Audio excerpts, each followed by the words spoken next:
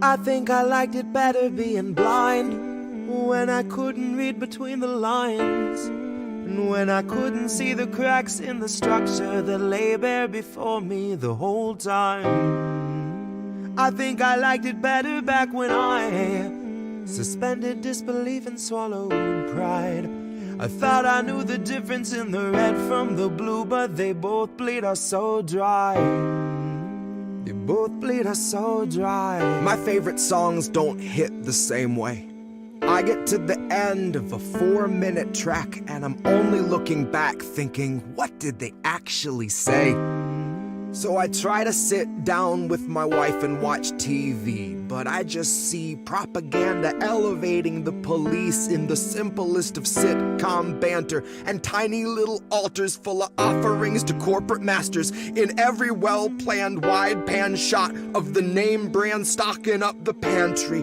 Pull back one long tracking shot out to the garage to the logo on the Camry. Nice tight shot of the Camry, close-up view of the Camry, slow pan up on the Camry, long slow zoom to the unmoving human who is up in the front with the tube pumping fumes to him straight from the back of the Camry. Ashamed he just could not provide for himself, let alone for his family. It's a blue pill mindset that spent 2020 making dance beats.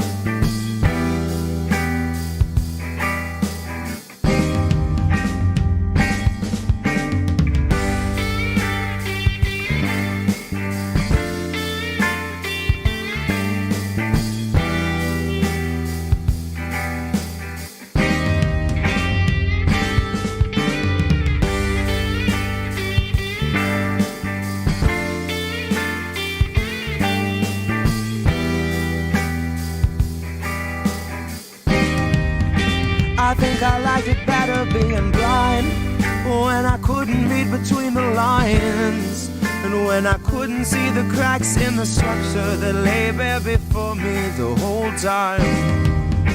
I think I liked it better back when I suspended disbelief and swallowed pride, and thought I knew the difference in the red from the blue, but they both bleed us so dry. They both bleed us so dry. Ignorance is bliss, which explains why a lot of us are so fucking happy. Quick to take the trip for all its trappings. Never one to ask what's up, what's going on, or God forbid what's happening. A lot of us would strap into the ride and then spit right in the eye of the guy whose job it is to snap your fastenings. But maybe we're all born with that capacity. Maybe each of us comes standard with humor, compassion, malice, and audacity. Some of us are blind to the system, but some see it fine and say this is how it has to be.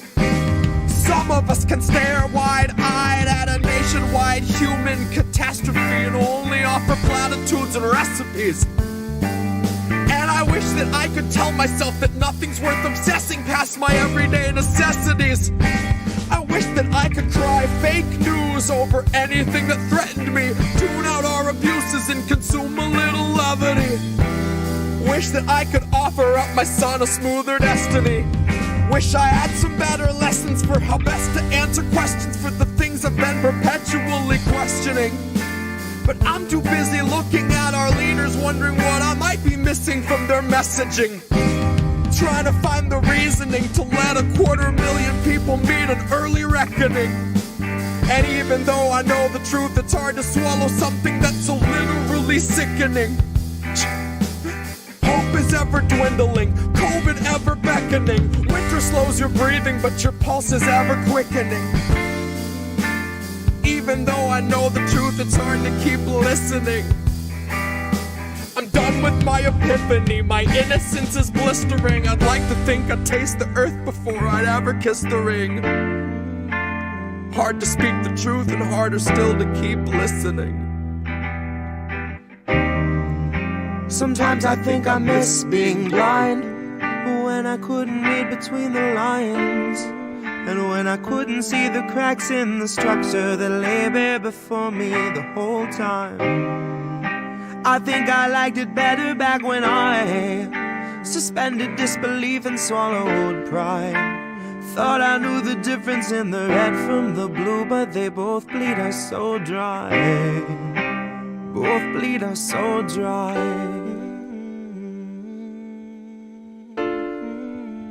Both bleed us so dry.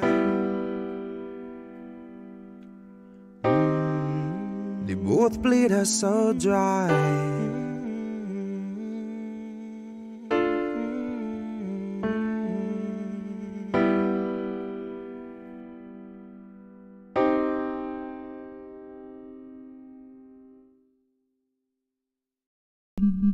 False alarm, I thought that help was here. But it was my own reassurance bouncing round 100,000 times in my own ecosphere. If every time you speak you keep it off the record, consequently you can keep your record clear. And if you mute the speech that shakes your frail beliefs, you only seek to insulate your image and continue down the stream in the direction clout and credit steers. Directly from your mouth into am I the asshole Reddit's ears. Directly back into the greasy pockets of some Gates Foundation financiers. And then directly back into the frantic final thoughts of early trial Neuralink volunteers, staring at the numb and mumbling vacancies where recently had been their peers. Half of whom are glitching with the memory stuck on pause, and half have zero fucking clue just who they are or why they're here. It's been said that fear is all we have to fear, but that was back before the basosphere condenser came along, distilling concentrated fear that's diamond pure, crystal clear, oppressor strong, and woven into every single article you read and song they let you hear. And then Elon heard that Jeff enhanced our fears by 86%, and he said, hold my beer. And not a single sheep among the herd would turn their head or say a word, cause they were all too busy begging for the shears, begging for the muzzle, happy just to guzzle, feed, and watch a screen for all their years. Man, to each his own, can't afford a home, but they'll let you have your cozy little ecosphere, where there among your own devices you can break the seventh seal, overthrow the oracles, and slay the seer. All the tomes were burned and all the lips were seared. Shut your eyes and all our lives just disappear. Now blink them twice. Welcome to your ecosphere.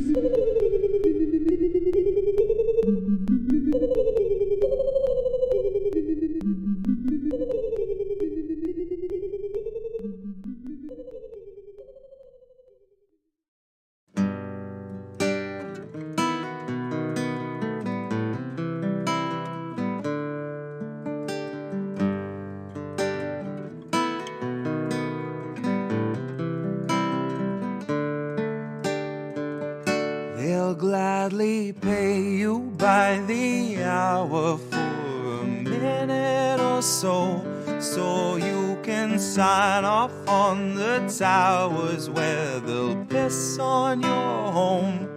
And if you feel like you're just powerless to answer them no, it's 'cause you are.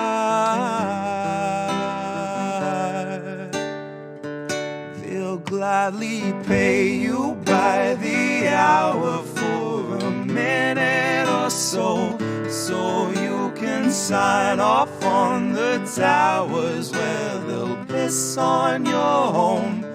And if you feel like you're just powerless to answer them no, it's 'cause you are.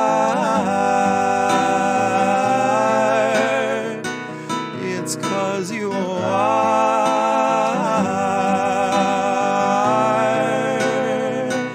They'll gladly stagnate a living wage, snap the chains, bury it, Labor slaves in rusty cages dragged behind a chariot, led by Mr. Racial Jungle, Joseph R. Iscariot, fighting over scraps as they barrage us all with variants and BuzzFeed clickbait, straight until we're paralyzed, trying to distract us from the concentration camps that Joe had swore he'd close but only chose to amplify, where they got 50-something kids in cages made for 5 to occupy. And no, she hasn't seen the camps, but Harris swears they're paradise. She tells us the facilities are safe, and that right down to the women, they are regularly sterilized. Then she throws her head back and she proceeds to laugh, that sort of heartless cackle you'd expect from someone working steadfastly on behalf of the virus and a Congress full of parasites. And where was I? I was busy cashing every blue check, demonstrating plainly all the narratives expected from the verified. I was busy breeding verbal leeches by the terabyte. Train them to exsanguinate the wealthy while they sleep at night. Bleed the oil barons dry and barren. Say they showed us how to share and now we share alike. Tell them I contracted rabies from a feral mic. Now I'm just another species losing sleep to noise pollution and these glaring lights, forced to change its habits and adapt to just survive. But now it's safe to say that some of us are thriving in the moment, throwing shit on presidential homes beneath the Paris skies. So if you feel like you're just powerless, I guess you bought the lie. But I can tell they're petrified of our collective might, 'cause I can hear those gentrifiers weeping at the sight of our collective rights. And I only can imagine the intensifying fear of knowing revolution's near, and all that's left to do is simply wallow in the thick anticipation of a rabid bite. And baby, one day you can ask your leaders just what that was like before you grab a slice. So if you think you're powerless, allow me now to change your mind. Honey, if you think you're powerless, allow me now to change your mind. See, they'll pay you hourly, tax them each apart, and build a shining tower out of loopholes and cards, and tell you that you're powerless to keep you in the dark, because you aren't, because we aren't. You see, they'll pay you hourly, tax them each apart, and make you build a shining tower out of loopholes and cards, where they'll tell you that you're powerless to keep you in the dark, because you aren't, because we aren't.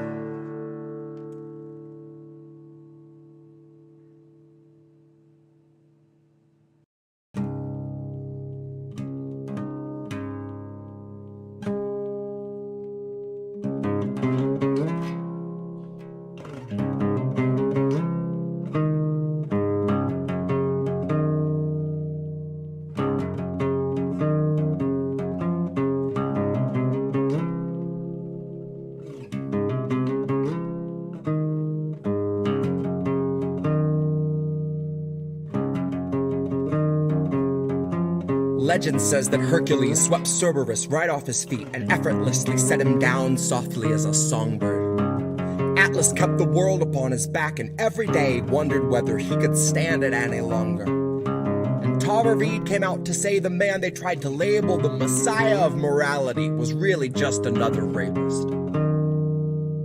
And I don't intend to hesitate when asked who was the stronger. Tara, like Assange, knew that carrying the truth would be the hardest labor. Tara knew that her assailant wasn't gonna make us any safer, and knew he's just the type of man to hand a decent foreign leader US printed walking papers, and knew he'd be relentless and aggressive in the war he'd wage upon her very character, that his attempts to weaken and degrade and embarrass her would be her only compensation. But I strongly doubt that anyone could ever have foreseen the stream of hate that came from quote-unquote progressives and the self-styled titans of survivor advocation. So if you really think there's something to be gained out of sharing your pain with the world, you are sorely mistaken. The Biden team just dragged their feet addressing Tara's allegations. Until they had a decent list of smears, then they aired them out on every station. And it turns out no one wants to hear the truth of who they praised as being worthy of such bloated liberal celebration. that no one wants to really know the person they've so valiantly defended, even when it meant they had to gloat and shit all over someone braver than they'd be if given the occasion. Now cue the faceless comment squad invasion. Cue those fuckers crawling out the woodwork to come analyze the way you wore your hair and what you wear. Like your appearance waives your rights, or that somehow you're the reason for your situation. Somehow they've decided you should bear responsibility for what such monstrous men insist on doing. Somehow they're deluded by the empty, hypocritical, and useless fucking platitudes that bastard keeps on spewing. And I think it's very telling that the best of their excuses when they try to come and justify our president's abuses is a hearty butt Trump. In which case I'll remind you that you never saw the news attempt to sell us Donald Trump like he was morally upstanding or a decent human. But when Joe says something bigoted or ogles someone's little kid, CNN says, isn't this refreshing? Biden's like a mix of JFK and FDR with all the finer parts of Harry Truman. Christ, I know that they don't think that we're the brightest, but at least pretend we got a couple lumens. Ask yourself if you have ever questioned what they fed you, or do you just shut your eyes and then consume it? And now ask yourself if you ate every one of Biden's lies under guise of harm reduction and the promise of a slight improvement. And now imagine long ago that Biden chose to show you who he really was by traumatizing you for his amusement. Now imagine that you watched him touch a Bible with those filthy hands, and then assume the power of the highest seat in all the land, of knowing your attacker wields a global coalition born of three-letter agencies who'll make a life's mission out of trying to discredit you through lies, damn lies, and collusion. Big tech is never gonna separate from our surveillance state. Fuck's sakes, they're just a breath away from total fusion. So there will come a time where even if you see the light, your voice will never reach the sky through all the bots and all the noise pollution. So trust us when we tell you that the masking of abuses is perhaps this country's oldest institution. And I know nothing nobler than facing it in honor of the truth when you know that the people holding power have been neutralizing truth since there was wet ink on the Constitution. So know that Tara's truth is something crucial to the movement. And if you see yourself a partner to the revolution, help this country see through all the baseless propaganda through the crux of Joe's illusions. And recognize that Tara Reid gave everything she had so she could tell us what the truth is. Recognize the decent thing to do when someone bears their soul and shows their bruises is not to ask for context or offer up your own solutions. Your job is just to listen with an honest mind and put yourself on Tara's side a moment so you understand the path she chooses. That there is no instant fame worth the dragging of your name. And if that's what you think, you've a lot to learn about the kind of facts the mob can handle and the kind that it refuses. You've a lot to learn about the news and all its many uses. Guess you've yet to learn the truth the news will serve as fruit from which they've squeezed out all the juices. And we all eat the husk and just pretend it's full of nutrients and isn't really useless. But the jaws of our ability to yield accountability are absolutely toothless. So don't you kid yourself that any lips are being loosened. They won't ever tell us where the bodies are or show us where the proof is. It's on you to recognize the lechery our president so regularly oozes. It's on you to muster up some honesty and ask yourself how Biden won your trust, but it's America that loses. Open up your eyes and learn to recognize the bruises. Open up your eyes and learn to recognize the bruises.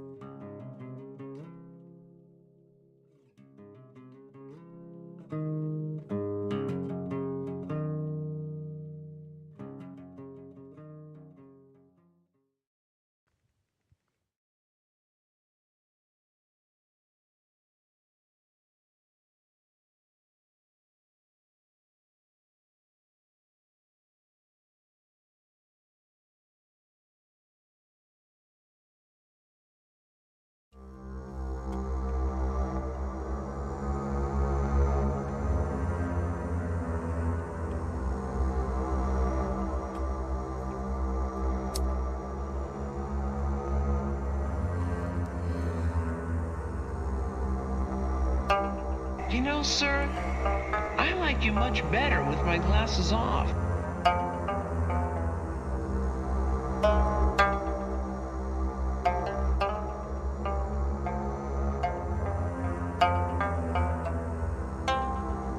I guess I was born with the curse of foresight. Because I knew Joe was only gonna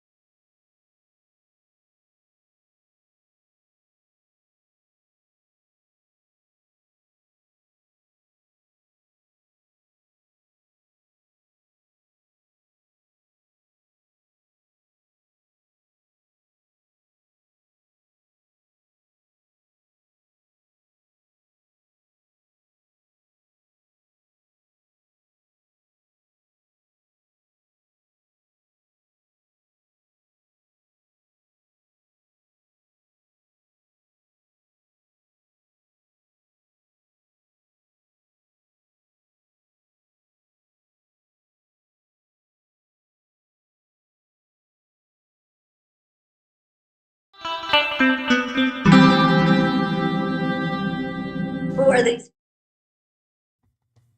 What's up, everybody? Welcome to another episode of INN News, which is technically the same episode as yesterday because internet decided to not help me at all, you know? So, mics are good. Everything's good, looks like. I have a little green dot where my internet thing is telling me we're good there, you know?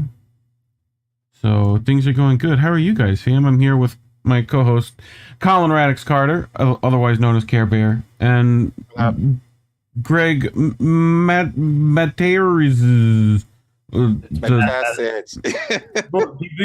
Like I school people used to call me Greg Mattress. Right? Just, like, Right. they gave up like halfway through. It's like Nice. the Greg. Croatian word is just what I get. Yeah, that's Greg Mattessich, aka Big Mad Crab, aka creative director of INN. Yeah. Usually most of the thumbnails you see on Jesse's streams and How Do We Miss That and Tara Reed streams, that's all this guy. So he's the man behind the artist behind Message. yes. nice.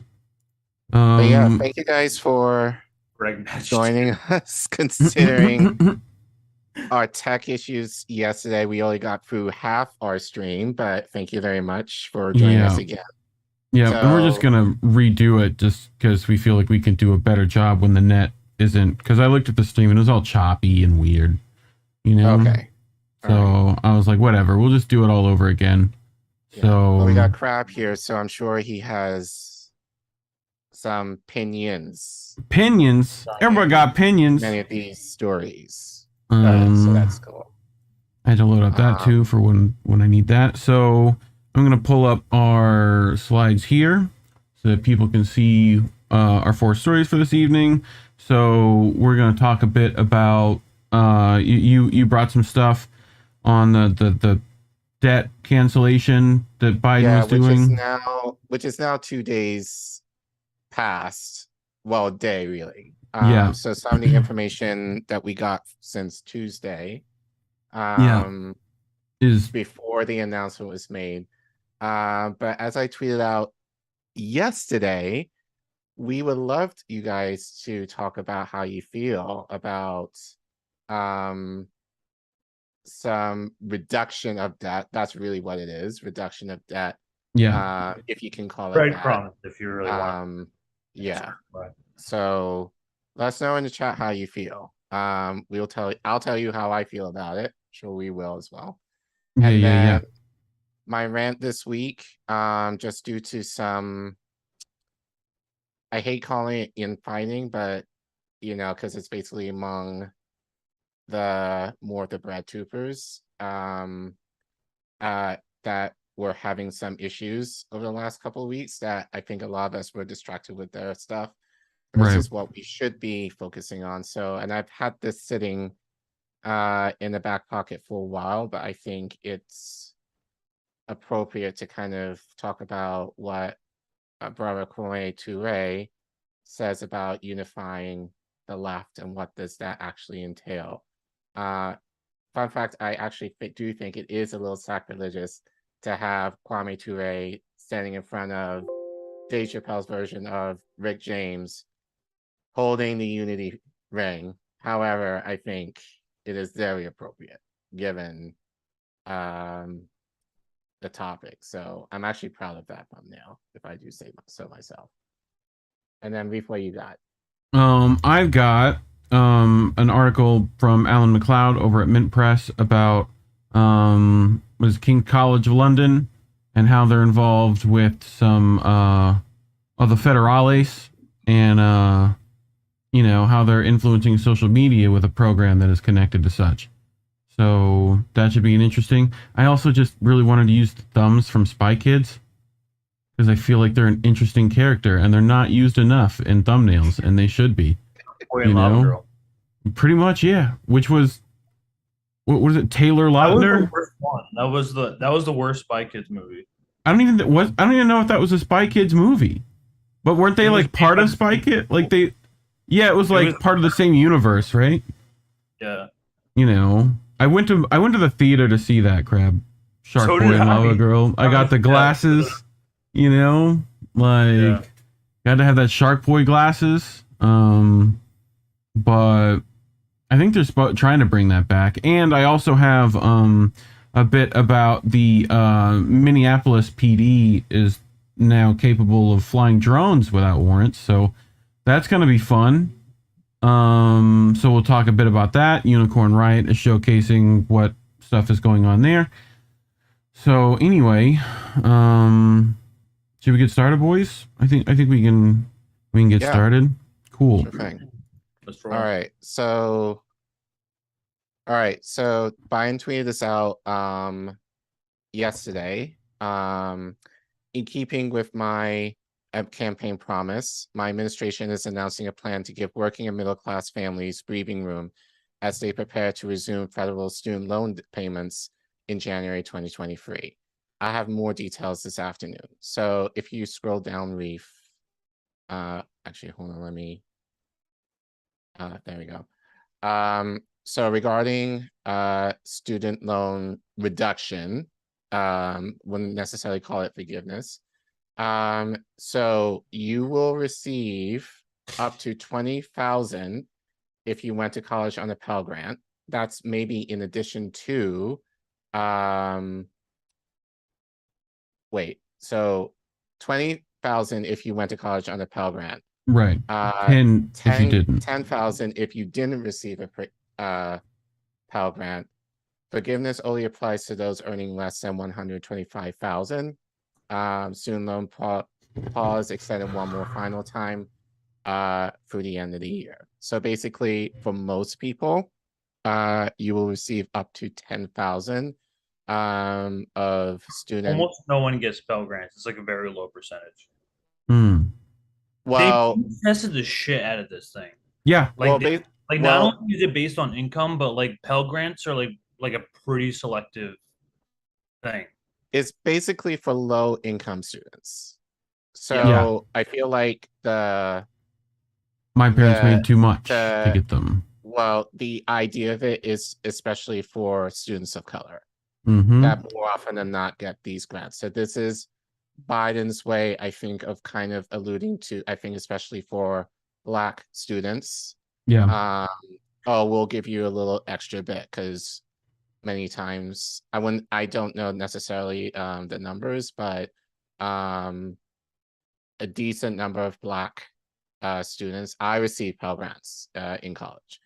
But I think that's just kind of like a subtle way of kind of saying to Black students, oh, hey, we got you.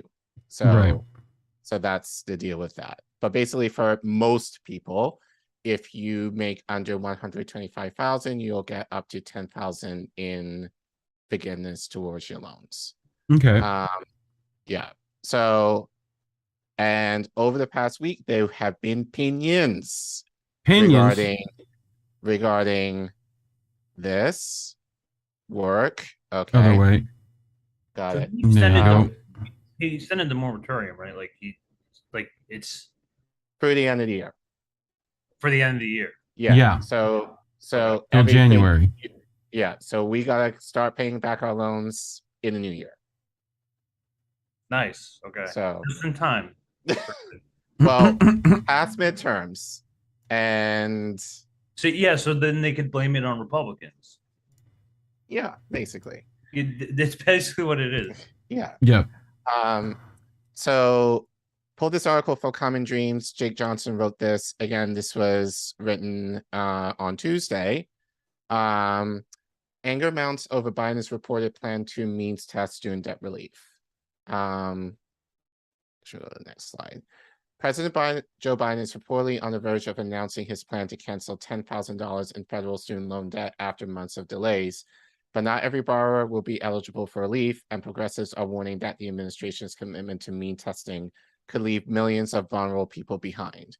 As soon as yesterday, Biden's expected to make public his intention to unilaterally wipe $10,000 off the balances of undergraduate student loan borrowers with annual incomes of less than $125,000.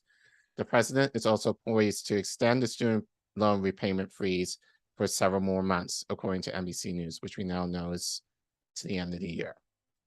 So just a reminder to folks what Biden proposed when he was campaigning. It was like at the beginning of lockdowns and everything.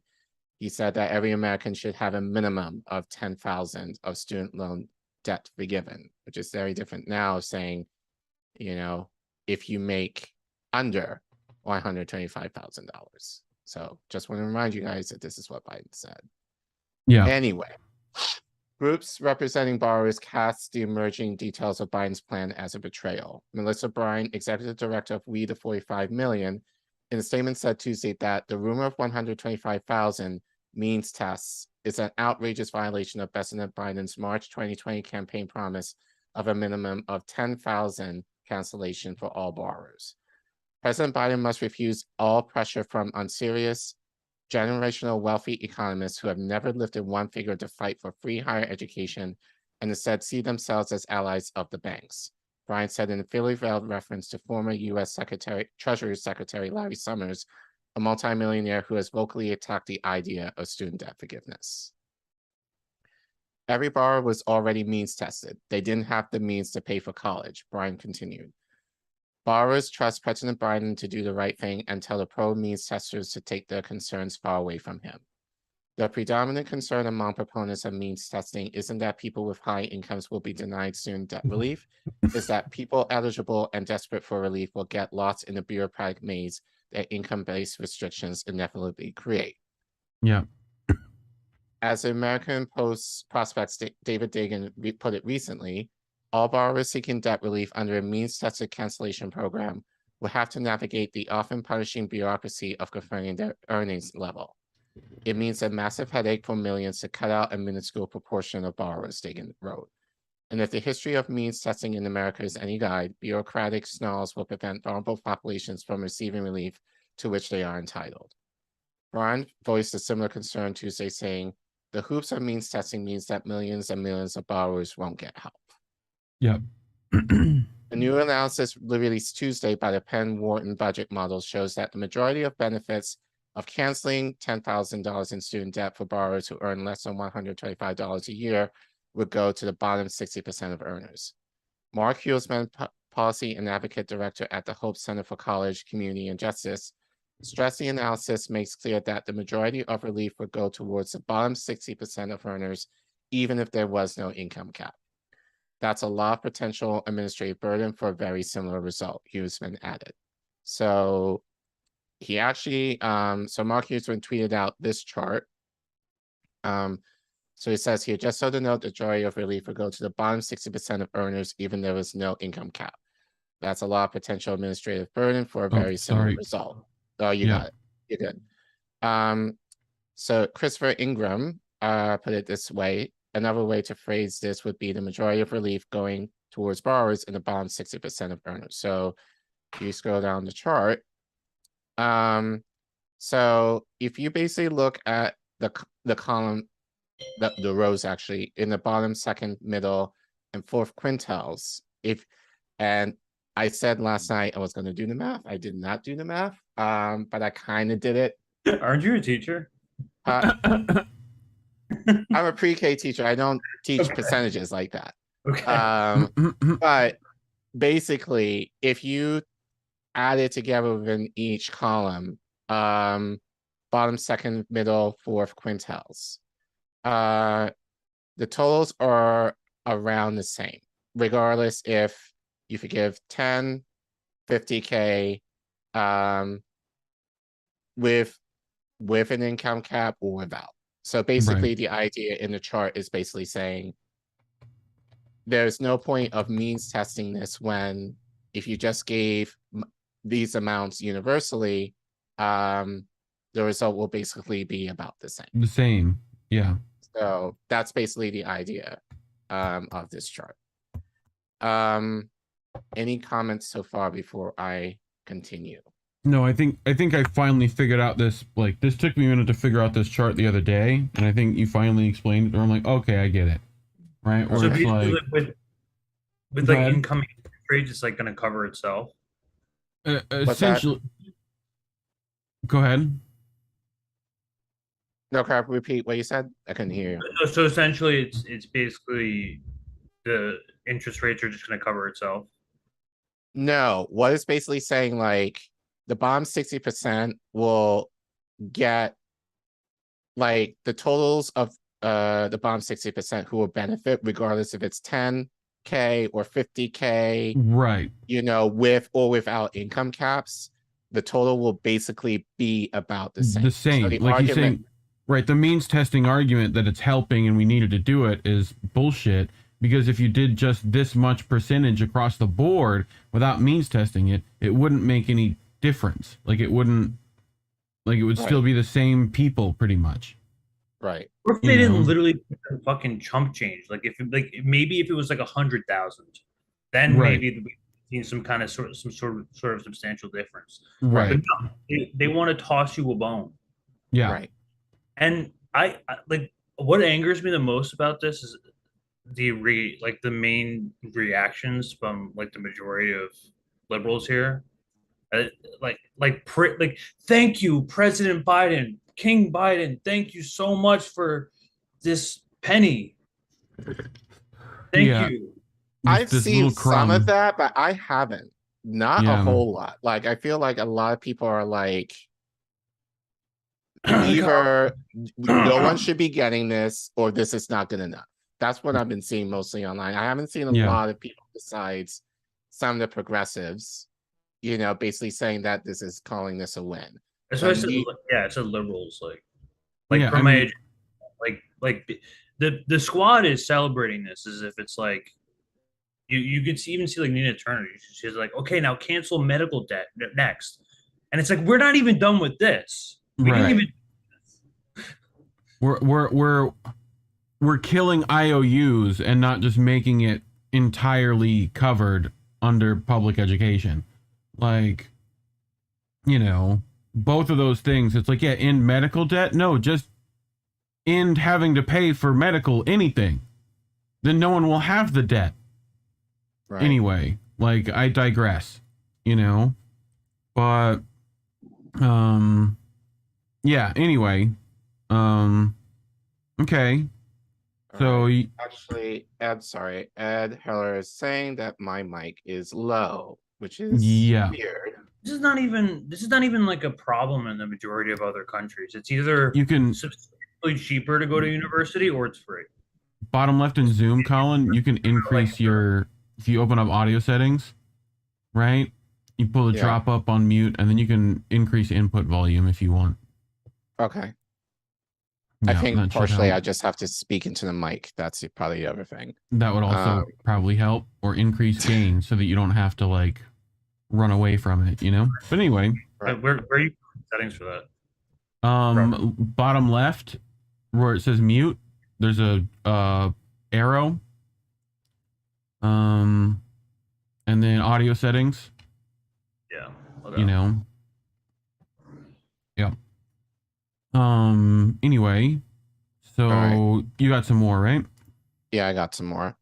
Right. The plan Biden's expected to announce Wednesday is a far cry from the ambitious student loan debt cancellation that prominent Democratic lawmakers and advocacy organizations have been demanding from the president for more than a year. Senator Elizabeth Warren and Senator Majority Leader Chuck Schumer, among many other lawmakers, have called for at least $50,000 in student debt forgiveness per borrower, a proposal that will completely clear the student debt balances of 80% of federal borrowers, whereas I think they said with just a 10-ish, I think they're saying around 30%. Right. So in the chat, correct me on that. Okay. By contrast, canceling $10,000 in student loan debt per would amount to full forgiveness for just about a third of borrowers. Makes sense. Let me go back. Yeah. President Biden should cancel student debt to help narrow the racial wealth gap among borrowers, provide relief to the 40% of borrowers who never got to finish their degree, and give working families a chance to buy their first home or save for retirement. Warren tweeted Tuesday. It's the right thing. For months, Biden and the White House officials have been deliberating over the right course of action to address a crisis affecting tens of millions of people across the U.S. The average federal student loan balance is nearly $38,000, according to the Education Data Initiative, and Americans collectively hold close to $2 trillion in student debt. Yep. The Washington Post reported Tuesday that administration officials have weighed whether canceling student debt could alienate voters who have already paid theirs off, and polling results have been mixed. Centrist Democrats have begun pushing back strongly, the Post added. Summers and Jason Furman, two prominent Democratic economists who served in prior administrations, have stepped up their case against broad loan forgiveness, arguing it would exacerbate inflation by increasing overall spending. These claims have been strongly contested. The Roosevelt Institute, a left-leaning think tank, argued that canceling student debt would increase wealth, not inflation, the Post noted. The Roosevelt Institute paper found that inflation resulting from debt cancellation would be negligible and that ending the payment moratorium would more than outweigh the effect. Requiring borrowers to resume payments would reduce inflation by slowing consumer spending. Yep. On top of the potential economic benefits of broad-based student debt cancellation and the relief it would provide to countless hurting households, proponents and observers have also pointed to the political upside for Biden and the Democratic Party heading into the pivotal November midterms. At this point, people want something, and they need something big, like a big policy that they could look at and say, okay, he's trying to do something for us. And debt relief would definitely be that. Roger Rees, a sociology professor at the University of Texas at Austin, told Inside Higher Ed. Inaction, meanwhile, could be politically disastrous for Democrats. A survey released last year found that 40% of registered Black voters are willing to stay home unless student loan debt is canceled. So just another reminder of what Biden promised, when he was campaigning. So if you look at the spot where that red dot is, he promised to forgive all undergraduate tuition-related federal student debt from 2- and 4-year public colleges and universities and private HBCUs and MSIs for debt holders earning up to $125,000. Now, remember back then just being like, why just HBCUs? Right. Because not all Black students go to HBCUs, But so that was the argument that I made back then, which I think, as Greg, you were kind of saying before, I think this is the Pell Grant comes in, because from that you get upwards of 20 K relieved, and a lot of students of color definitely benefit from Pell Grants. So I think that's their way of kind of saying, this is to kind of include this idea within the Pell Grant initiative that they did through. They basically they get dessert with their dinner. That's it. Basically, yeah. Yeah. It's basically what it is. Okay, zoom out, please. Yep. Sorry. Whoop. You're good. Student debt relief is also massively popular with young voters, another key component of the Democratic base. But Derek Johnson, president of the AANCP, warned the president Tuesday that 10,000 alone is meager, to say the least. It won't address the magnitude of the problem, he told the Post. So that's the article. Overall thoughts. You notice how they're congratulating him like a little kid? It's like, what do you mean? Hey, Biden, gold star. You did something. Congrats. Right. They want to put up his like picture on the refrigerator. Yeah. Well, here's the thing with this. I said this last night. If you heard me say this last night, I'm sorry. You'll get to hear it again. But one thing I always say is, is the ask big enough? In this, now I will preface by saying, like, to all the people who have paid off their debt, who are now bitching, about people like getting relieved and basically being like, well, why I should get something because I paid off my debt and like, what about me and all this kind of stuff. You can take a seat. Yes, I understand for many of you, it's hard that paying debt is hard, and like, it's not necessarily an easy thing, but you did it. That's not to say that everyone else is going to have, an easy or harder time to pay off their debt. No one does that with like healthcare. Like, no one goes like, hey, my granny died because we couldn't afford her healthcare, so you shouldn't get healthcare. Like that. Right. Like, what? It's just really like a non-logical argument. The idea of you're going to deny people progress because you didn't benefit from the progress that was being made yourself. So it's just kind of like, shut up, take a seat. That being said, though, what I can critique, or I think we all can critique, is this considered progress? Now, Biden did something. Some people are saying, oh, this is the best that he can do. No, it wasn't the best that he can do, because as I said last night, the idea of just giving money, and I've seen these arguments online, which I think are definitely valid. The idea that interest, especially once student loans kick back in January, are going to resume as normal. The idea that colleges are essentially getting away with, charging high tuition in order for college to make it so you have to take out a loan, especially if you're working class, if you want to go to college, it's not necessarily being addressed. So there are a lot of issues kind of surrounding higher education that I think are worthwhile discussion and really a lot more worth having debates on than this, which I will say is something.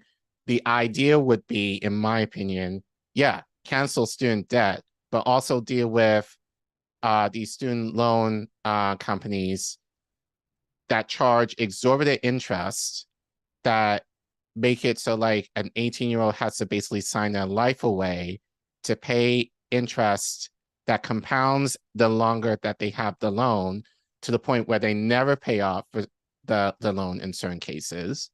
The idea that colleges are charging exorbitant amounts of tuition, in light of that. And then the idea of like, we don't offer free college, which, remember, Biden and the Democrats kind of kicked off the Build Back Better bill. These are issues that I think are worthwhile having that are not being discussed. And instead, we're kind of arguing over like, do people deserve any kind of relief? Again, I think, to me, this just seems like this is just kind of like the bone that Biden literally threw at us to just kind of fight among ourselves, over this. Meanwhile, the institutions that kind of created this problem are still very much left intact. Yeah. No, I agree. I mean, to me, this was, kicking the can down the road for a while. So, And you could see, like, they literally passed the $3 billion to Ukraine, like the same exact day. So I think that like kind of blows wide open the hypocrisy of like, oh, like it's going to cost like inflation or like it's going to cost too much. Yeah. You can clearly see that the U.S. government is way more capable than what they want to lead you to believe. Of course. Right. Okay. Nice. I was gonna say, did you see the meme where it's like it's the trolley problem where it's like you can pull the lever to save 4 people on the trolley. Yeah. But then it would be unfair to all the people who died on the trolley before and the previous in the track. Like, there's a game called Trolley Problem. It's very good. I want to play that. Yeah. It sounds like fun. Yeah. Yeah. Also, I just want to make this note because I said this yesterday. There was a memo that Biden, instructed the Department of Ed to look into to see if you can unilaterally just cancel all student loan debt across the board. That memo has not been released. Why isn't anyone talking about this memo? Right. That's the other thing. That leads me to believe that, they could, but they didn't want to piss off the lobbyists, Sally Mae, Navient, whoever your student loan lender is, they didn't want to piss them off and cancel student debt and essentially lose the money that they're getting, off our backs. So, any campaign promise, a single one, anything. I mean, I haven't seen it. If so, it's not been completely right. Like, it's not exactly what he said it was going to be. So, yeah. But anyway, No, I mean, I think this is the only thing that like even comes relatively close to what he said. Yeah. So to Biden's, I can't think of anything I else. don't even want to fucking finish that sentence. Right. Like, I mean, this is the bare minimum. Yeah. I don't respect the bare minimum being done. Like, well, I can't even call it the bare minimum. It's not even that. He means testing the shit like out of it. In the past 2 years than we actually gained from whatever minuscule benefit this brings. Yeah. Yeah. Look, I mean, it doesn't even outweigh it. Look, I will say this, like, this will assume now it's just a question for me because, as I said, I did get I was a Pell Grant recipient in college, I think, if I remember. yeah. So I'm wondering, do I get the 20 or the 10? I remember Lucy said the other day when we did the stream an interesting point about how this might be used. This is really almost used to end the like tuition strike. Right. Well, yeah, because, well, I think honestly, like, it kind of dissipated anyway in certain ways, because again, we're kind of undisciplined in a lot of areas, and that will kind of lead into my rant in the next segment. But for me personally, like, this will benefit me quite a bit because just to be very transparent, I have, I'll say, about 17,000 left on my loans right now. So it could very well be like either I'll get most of it taken care of or all of it. Yeah. So for me, but also kind of preface for the fact that I've been paying consistently my student loans since when I graduated grad school, since 2014. Yeah. And like my highest at that point was 75. Now, granted, like the fact that I could say like that's relatively cheap, by student loan standards, I think is horrible to say. But, but I just feel like other countries have been able to figure out how they're able to have people who want to get higher education to go at a nominal cost, if not nothing.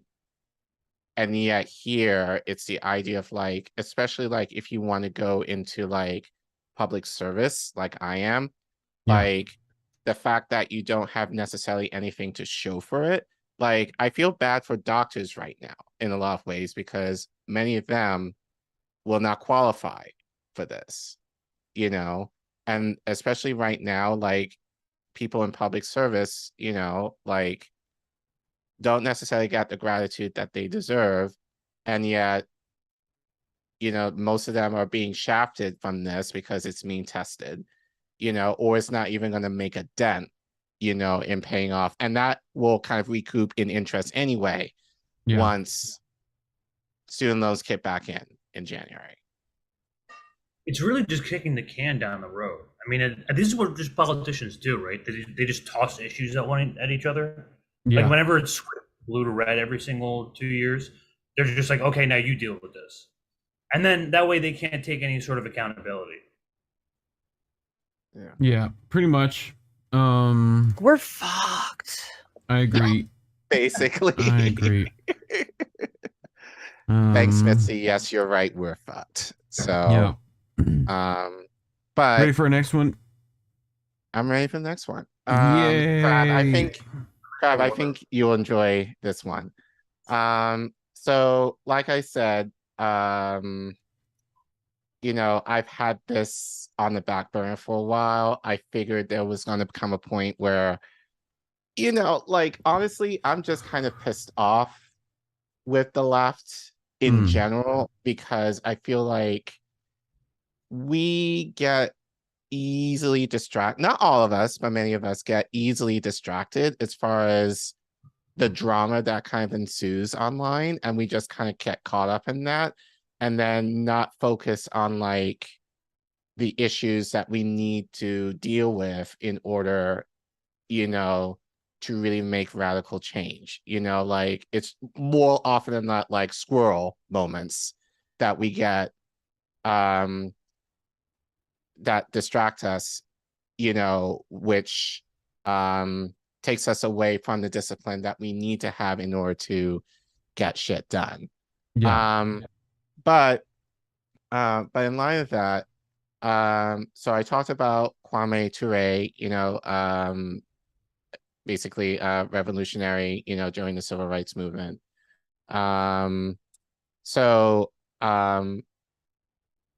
This came from the clip that I'm actually going to show later in a minute. So obviously we've been talking, like people are been talking a lot of like, we need to be unified and whatever else and blah, blah, blah, blah, blah, blah. So he said, unity is not a feeling, unity is not an emotion. Unity is a means of channeling the energies of people towards given objectives within principles. And I thought about that in terms of like certain channels, we're not going to name them, in like, and I had to think about this. It's like, what are their objectives, you know, on their channels? I think for us at INN, like, I think one of our objectives is to give voice to people who often do not have a voice, you know, especially within the working class. So I think we're trying and building towards that, you know, especially with our independent channels, you know, just trying to uplift voices that we never hear from, you know.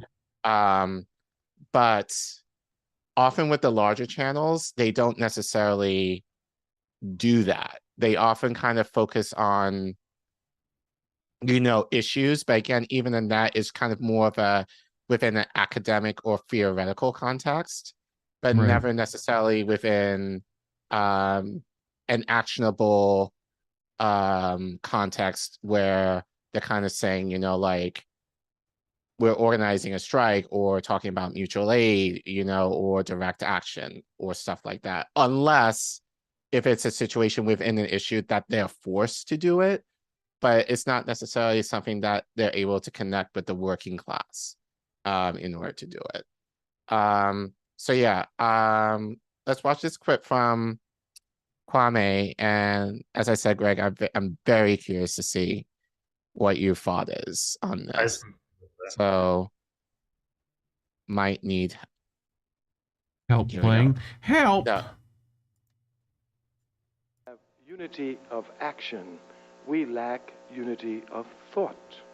But our unity of action, I mean, it shocks us. In 1965, the African and whites revolted. I mean, revolted. They shocked America, shocked themselves. We did that. I'm a revolutionary. Making and planning mass revolts is my job. I tell you a secret. I've been doing it a long time. When I was in SNCC, we used to use nonviolence as a cover to make rebellions in Houston, Texas, in Atlanta, Georgia, Cambridge, Maryland. I mean, we be just like King, we nonviolent, we bop him with a And that's all I do. And if anyone ever came to me and said, we want you to make a rebellion in Los Angeles, I'd really be happy to do that. But I have to honestly tell them that really at this time I can't do it. But these Africans in Los Angeles, they hear something they don't like, which they consider to be an injustice. Without the slightest planning, everybody en masse jumps up and takes on Los Angeles. We have strong unity of action. I mean, you have it too, don't get confused. Unity! If tonight, after I leave here, the local clan rides up on the campus, puts up some racist signs, slaps a couple of sisters, brothers around, tomorrow morning, every African out here be out here. Even the Uncle Toms, let's get down, we got to do something. And I promise you, for 3 or 4 days, you'll be very hot. There'll be no peace on this campus for 3 or 4 days. White students even be afraid of you. And after 3 or 4 days, you will sit down, and you'll forget about it. And the Uncle Tom will say, oh, God, please don't let him come back before I graduate. We have unity of action. We lack unity of thought. It's because we lack unity of thought that our unity of action is so spontaneous. We jump up and sit down. We jump up and sit down. We must come to qualify our action. We must come to get unity of thought. This unity of action is powerful, and it comes from mobilization. A young student came to me the other day and said, oh, Brother Kwame Ture, I sure wish I was around the 60s. I said, why? I never want to go back in history. I want to go forward. And what lies before me is far greater and brighter than what lay before me in the 60s. He said, well, you know, in the 60s we were so united. I said, were we? He said, yeah. I told him, no, we were not. He said, we were. I said, no, we were not. Sajifo Kwame Nkrumah says, unity presupposes organization. If you have no organization, you can't be united. Unity is not a feeling. I imagine when the clan comes up here and you're 3 or 4 days when you're real hot, everybody say, hey, brother, what's happening? Hey, sister, what's happening? Yeah, getting down, brother, sister. You think you got unity. Unity is not a feeling. Unity is not an emotion. Unity is a means of channeling the energies of the people towards given objectives within principles. In the 1960s, we had no organizations. We had mobilization. You must not get confused between mobilization and organization. The confusion can be compounded if one doesn't study properly Dr. King and doesn't know him. Dr. King was one of the greatest mobilizers this century's ever seen, but he never organized. He was not an organizer. And for him, he didn't need organizing. After all, Dr. King was a reformist. When you're a reformist, all you need to do is to put pressure on the people to tell them to do right. That's all Dr. King saw as his job, was to put pressure on the American government to show them that they should live up to the Constitution. That was his task. When you want power, you organize. Because you don't want to put influence, you want to seize power for yourself and do for yourself what you put in pressure for the others to do for you. Because Dr. King never thought of organization. Of course, when you mobilize, everybody can be against the same thing. When you organize, everybody must be for the same thing. You mustn't think everybody being against the same thing means that everybody is for the same thing. That's where the confusion arises. The nationalist struggle, the struggle for independence in Africa, is indicative here. It's instructive. All Africans wanted the colonial system out. They wanted it destroyed. But some Africans, like Mobutu, wanted the white man out to take his place so they continue exploiting Africans. Some Africans, like Lumumba, wanted to destroy the colonial system so they can set up an equitable system for all Africans. Just because everybody's against the same thing doesn't mean everybody is for the same thing. When the Klan comes here, every African student will be against the Klan. We say even the Uncle Tom. But just because everybody's against the Klan together doesn't mean that everybody's for the same thing. And unity doesn't represent what you're against. It represents what you are for. Consequently, when one speaks of unity, one must speak of organization. No people can be free. No people will ever be free unless they are consciously organized.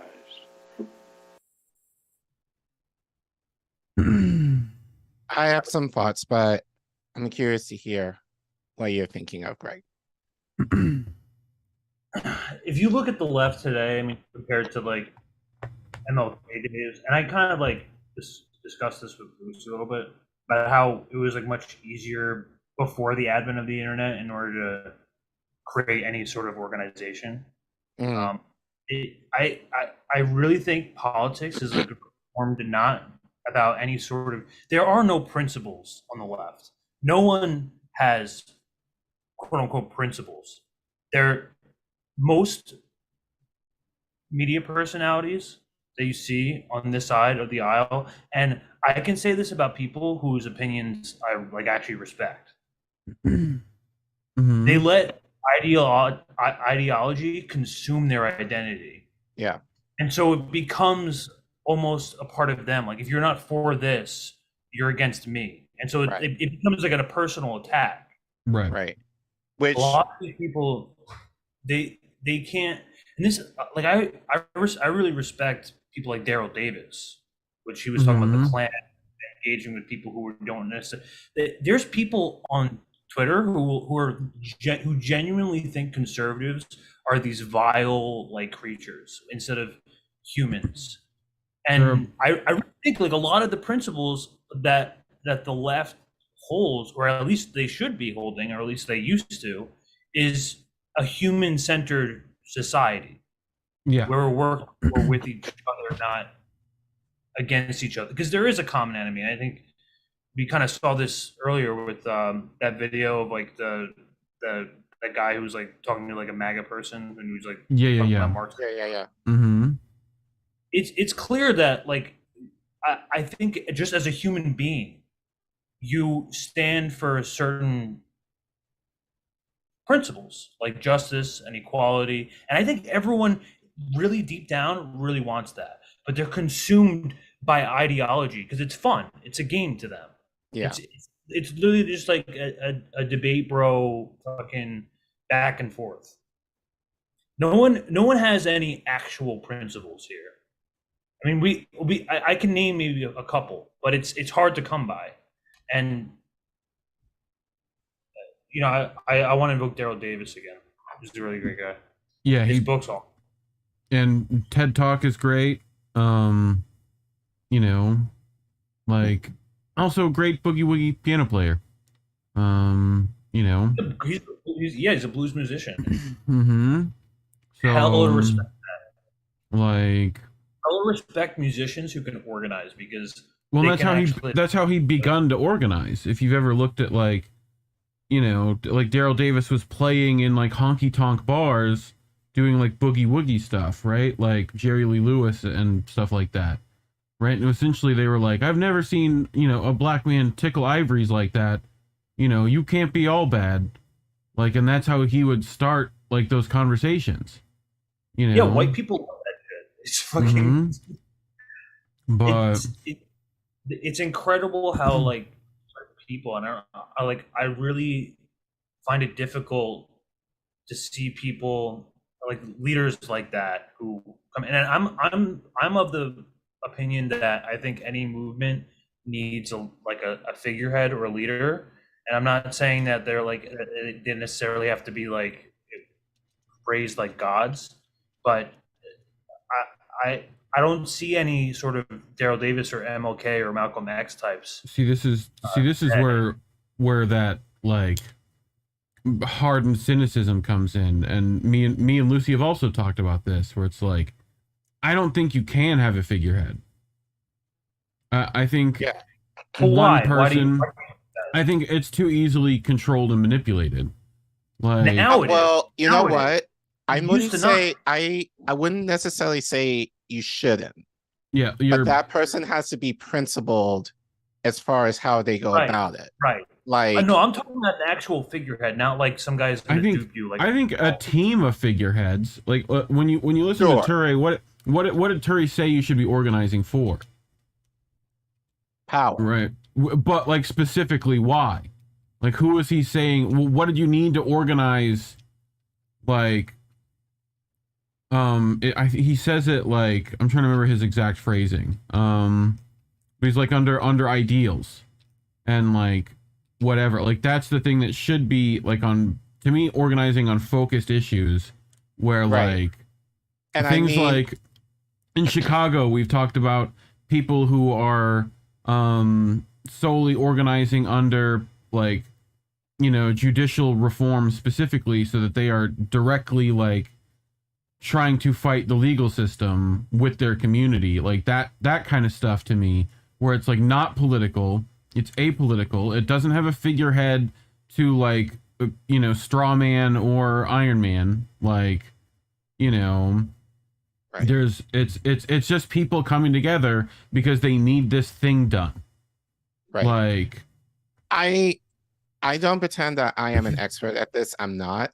I feel like there can be instances where there is like a figurehead, you know, maybe the face of the movement, but I also feel like there has to be several moving parts. Like there has to be like other figureheads. And I think this is what you were saying, Reef, like there has to be people behind the scenes who are delegated with doing certain things. So like not every one person can do it all. Like it could be that that person is more the marketing, you know, in terms of like what the organization is. And then even then people. I want like backups on that. Like, you know, to me, it's just, I'm looking at the field the way it's played now.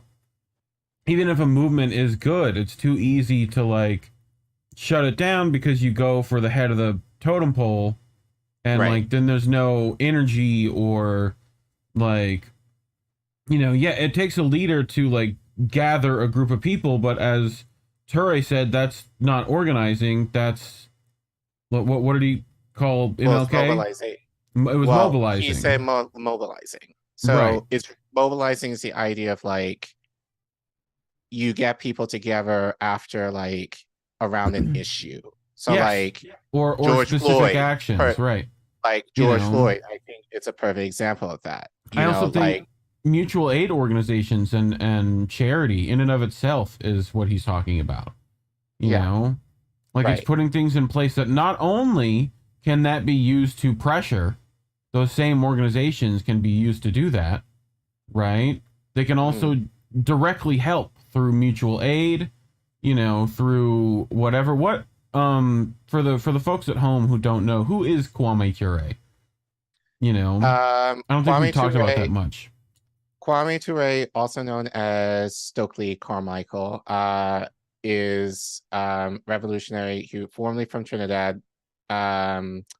He organized at Howard. So you could say, I wouldn't say he was a contemporary to John Lewis, but they kind of, you know, within that same time frame. But he was essentially like, you would say the originator of the Black Power movement. So to speak. He reminds me of like Alec Baldwin. James Baldwin. James Baldwin. Sorry, so like, wrong guy. Yeah, definitely like definitely in that legion of, you know, radicals and revolutionaries in the 60s for sure. You know, so in particular. But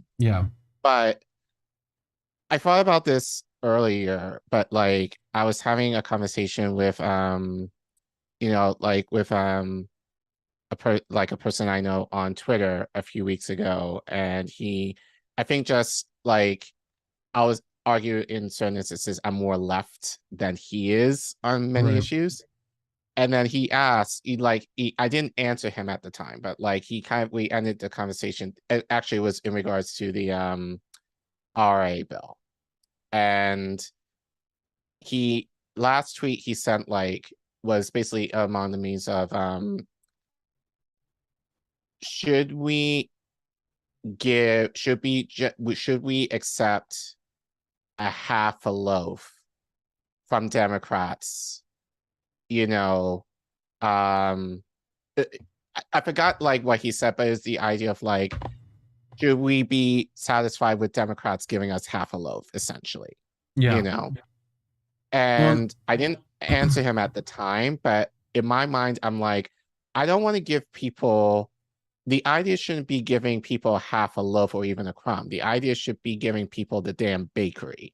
You know, like you mean seems the means of production. you fucking right by standing for what you're saying. Yeah. Like, fulfill your campaign promises. God fucking damn. It's not hard. It's not hard, but I think that's the thing. That's what a half a loaf is. Like if a person's promising you a bakery, but then you only get a half a loaf, you're going to get way more pissed off than as opposed to someone who's saying, "Hey, you're only going to get half a loaf." But you know what? I'm not so sure of that, because I think if a person who is really serious about it, who fought tooth and nail, like to get the bakery, and then if we end up getting, like, let's say as a father, like you want your children to eat, you know, like I'm going to use the bread again. You promise them, you know, a whole loaf of bread, you know, and you go out and work or whatever else and fight or whatever else, but just due to life or whatever, just due to capitalism, whatever, you end up with half a loaf. I would argue in that instance, if that is the best that you can do, given the situation that that person is fighting against. But my issue with Democrats generally is that they start with half a loaf, not even go to the top thing, you know, like they don't even shoot for the best thing.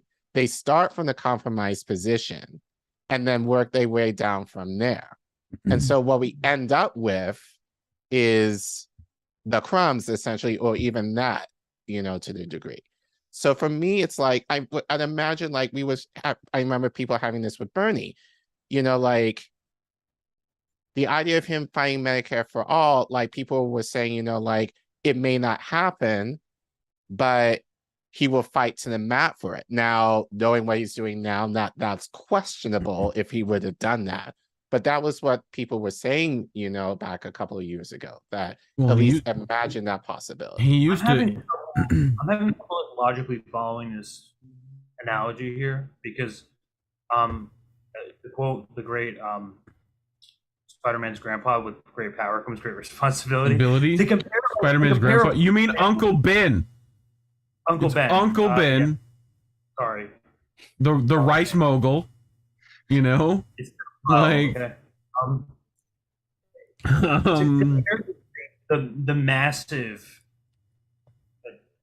power, and when you're a government, you're basically like the host of a party. When you're a poor family just trying to take care of your kids, you're not necessarily bogged down by your own. But rather, what is within your own power, right? And that's the thing. And you are actually to bring it back to downplay what you're capable of is something that's like on a whole different level of disingenuous. Reef, I think you're going to say maybe what I'm going to say. I think with Kwame, and this is going to be real revolutionary thinking that I'm going to spit out for people. It's what power you actually have. Like, right. It's what you can use to organize. Keep in mind, you already have the means of production. You are the producers. Like, individually, you make something that someone else wants. Like, you know, you go to the farmer and you ask for wheat. Like, especially those Dutch ones who, you know, are unhappy right now. They would like to still feed you. They need their tractors repaired. They need to be able to keep running. They can do everything you need to if you can just keep them running. And keeping our brothers and sisters afloat is the best organization right now. Mm-hmm. Look at what Rome's doing by giving people actual goods they can use. Right. Like, that is the thing. Stop worrying about electoral problems and worry about what you can worry about. Because obviously they're not listening anymore. Right. You know? But you build enough of a structure that people listen to you instead because you give them what you need, what they need. Like, what do they have? Ignore the government at this point. Right. Do it your damn self. Yeah. It's all about following through on your principles. Like when you have people like the Black Panthers and MLK who have certain values and they hold it to them, like not to their personality, but their person, right? Like their soul. you tend to trust these people, and you can actually change minds like that too. Yeah, absolutely. You know, You know? like we did a rant a couple of months ago with Jamal Bowman, and like I played the clip of when he spoke at my event. He said, you know, engage Congress because Congress has the power to do whatever they want. You know, so it's the idea for me of like, I want to take power from those motherfuckers. Yeah. You know, because they have essentially the best shit and they're not giving it to us. So I mean, the problem with organizing, I mean, especially with online stuff, is online. It's hard to trust people when you can't interact with them face to face daily. You know, Right. I love this. So, By the way, I really like. Courtney's great. I really think that like the CIA has just done a really good job. Like they really did a lot of learning over the years, especially after the civil rights movement in World War II. They really know what they're doing now, which is part of the problem. Because every single watch how every single movement, especially now, within the past decade, is co-opted and bastardized to death. That this happened with George Floyd. I would even argue it happened with Occupy Wall Street. Yeah. They pacify you, they celebritize you, they make everyone divided to the point where it's basically dead. It's the whole purpose of them is to halt movements. That's why, I mean, really it's centered about a big enemy rather than like what we're doing with each other. Who gives a fuck about what you think about the inflation or like or Medicare? When you have certain opinions, like if you, I think a lot of people can agree on unionizing worker-owned capital. Yep. We can talk about that, and we can get something moving on that. Right. We're so focused on these like little Wouldn't you- minuscule things about COVID or Ukraine or wouldn't anything. you rather have else. union drip? Wouldn't you rather have drip? That's rich, y'all. Like, Just, I'm gonna get a tattoo. especially if you just got fired from Amazon, you would really love union drip. You know. Tattoos. So shout out to friend to the show, Courtney, who Courtney's tweeted great. this Shout out. out to Data is coming out. Yeah, you got next week. Work for them as well. All you kids over there gotta keep Jesus in between you. You gotta leave space for Jesus. Follow Info Change Camp. Yeah. So she says it would make sense if the left is all ops fighting with each other online. Y'all exhausting. Yeah. Every movement I've seen, the key factor is just to exhaust the people organizing. You know? Nick, also friend of the show, who replied back, people still have no idea what to do with their energy post Bernie. They have no clue. We're lost. We're so lost. That's why I say you can't have a figurehead, because the minute the figurehead's gone, like, all that energy was wasted. See, I disagree. I disagree. I think that's where principles come in. Right. It's principles over people. That's always the case. I think the leaderhead is just there to communicate those principles. That's why you need someone who's genuine, not someone who's going to be bastardized by the U.S. government. Right. Well, the issue is that the entire left has trust issues because they got left at the altar. Right. Like, you know, and nothing was fought. You knew there was something up. Nothing was fought for you. Like, you know, you knew the election was stolen and rigged, and you got it went right back into the faces of, like, you got Trump because of it. You got, like, we're here now. You know, where it's like, it's so many of us have to be disillusioned. It's like everyone has to go through the stages of grief. Like, they had to go through denial and, like, I don't think people truly understand the urgency of this moment right now. Like, we are literally we're on the brink of climate disaster. Wealth inequality is the highest it's ever been. Yeah. We're really, like, as Misty says, we're we're fucked. We're fucked. You But, know? like people don't give. People are too comfortable. People just don't give a shit enough in order to actually do something about it. We're and that's a lot of this energy is spent really just shitting on each other's opinions about little shit that doesn't matter. Yeah. I remember Lucy here. Some of the people that call themselves revolutionaries are hipsters unless they are clear on what they mean by revolution.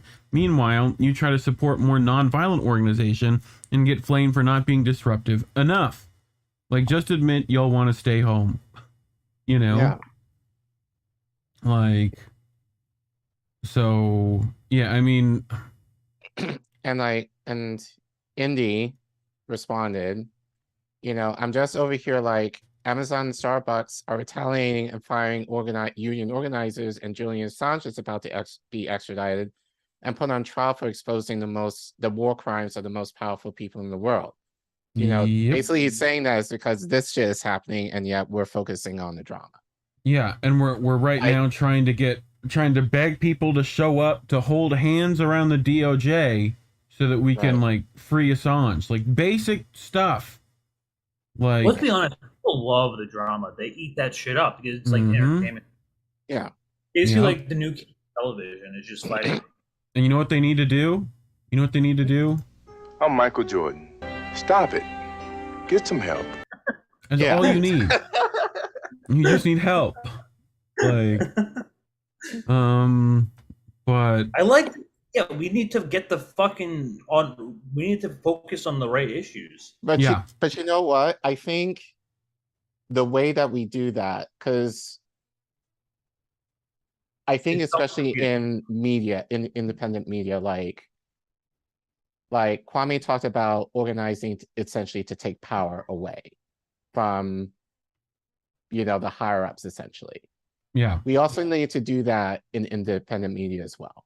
Because, you know, there are people like who are principled in capitalism that are trying to steer the narrative around talking about issues that, as you guys are saying, really mean nothing at the end of the day, when there are a lot more deeper issues, like case in point. And again, I don't want to call out our community necessarily. I think this is just kind of a ongoing thing, but Indy kind of mentioned this to me a couple of days ago. My rants last week on Brianna Joy Gray and Cenk, I think within the first 48 hours got like maybe like 50 views or something like that. Indian Reef talked about Amazon workers. There was a clip that was put out, you know, a couple of weeks ago. And that clip was put out for like maybe about a week, right? And got about 50 views. Right. So, you know, so it's the idea of like, what are we focusing on? Are we focusing on the drama, or are we focusing on actually doing revolutionary shit? And yeah, to be real, doing revolutionary shit is hard as fuck, but it does take a lot of trust, and we don't trust anybody in the space, you know, like necessarily, you know, we kind of discount people if we hold opinions that might be counter to like what is considered purist left, which I talked about last week, and that shit really like fucks me to no end, you know. But a lot of that is just due to the fact that a lot of the bigger channels are controlling the narrative. And I think that's where I think, especially with us, you know, and others who are really serious, who are a lot smaller, I think the idea is like, we need to control that narrative in the right way, you know, and kind of take power and take away the steam. Now they're coalescing around each other, you know, and like, we're trying to compete against that. It brings me to my next article, which is from the ever detailed Alan McLeod, which I finally found an Alan McLeod article that isn't like 9 pages. You know, so that's nice. Thank you, Alan. This is about how one spook-run London college department is training the world's social media managers. So a lot of these social media companies have had, you know, like feds be shoved into them And we'll get exactly into how Alan McLeod has laid all this out. But, you know, they've also, I'm pretty sure it was, it might have been Alan, but it might have been Max, who talked about a couple of UK, like, media influencers, were getting, information from Bellingcat, right? If I'm not mistaken. Like, anyway, I do remember, I'm trying to, Indy will remember the article I'm talking about if he's in chat. So, but, anyway, did that have like a little blurb? No. Okay. So staffed by NATO military officers and former government ministers and notorious for training the West's top spies, the Department of War Studies at King's College London is also providing the workforce for many of the largest social media companies. This includes Facebook, TikTok, Google, and Twitter. Right? Pause right there. The fact is like a Department of War. Mm-hmm. War Studies, yeah. Yeah. Like, that's some shit that sounds like Saga and Jetty would get into. Probably did at least a semester there. It's probably just the Hudson Institute. What's that thing where you go, you don't get credit, but you go anyway? Like you audit? Isn't like auditing a class or whatever? You can like just sit into the class. You don't have to like, there's a thing. Anyway. So a Mint Press study of professional databases and employment websites reveals a wide network of War Studies alumni holding many of the most influential jobs in media, constituting a silent army of individuals who influence what the world sees and does not see in its social media feeds. I love capitalism fucking itself over. I love it. I love that. You just got to follow the money. The got smart. Like they're just, they know that social media is trending and they know that it works. Yep. Yeah. So, Alan McLeod setting this up with Spy School, which would make a great movie, we had Monster High. Spy Kid, not Spy Kid, Spy School. Yeah, you go to Spy School, What's that movie where like everyone in the high school has superpowers? Sky High. Another great movie of my childhood from the Disney Channel. Which I'm sure they also have plenty of, War Studies alumni over at Disney. They're and CIA. So, set in an imposing building near the banks of the River Thames in central London, the Department of War Studies is at the heart of the British establishment. Current staff includes the former Secretary General of NATO, former UK Ministry of Defence, and a host of military officers from NATO and NATO-aligned countries. So, it is also a favored training ground for the Secret Services. A 2009 report published by the CIA described how beneficial it is to use universities as means of intelligence training. I saw frequently right after the Howard sit-in that Afeni was a part of, I heard on the nice, polite Republican radio that the CIA did like a jobs program at Howard right after that. So colleges, I know a couple of people like who's like they've been to like job fairs and stuff. Yep. So if you ever see someone on their LinkedIn with like, CIA analyst training and, stuff like that, and they were near Langley and going to college near there, you might question things. Like people at TYT and now Rolling Stone are letting write pieces for them. But I digress. It is also a favorite training ground. We reread that, right? We are not concerned here with the acquisition of subject knowledge or the honing of technique of analysis. Such teaching is best delivered in a secure environment with the classified databases and tools to which analysts would have access in their work. Exposure to an academic environment, such as the Department of War Studies at King's College London, can add several elements that may be harder to provide within the government system. Close access to academic disciplines such as military history, intelligence history, international relations, social studies, and so on.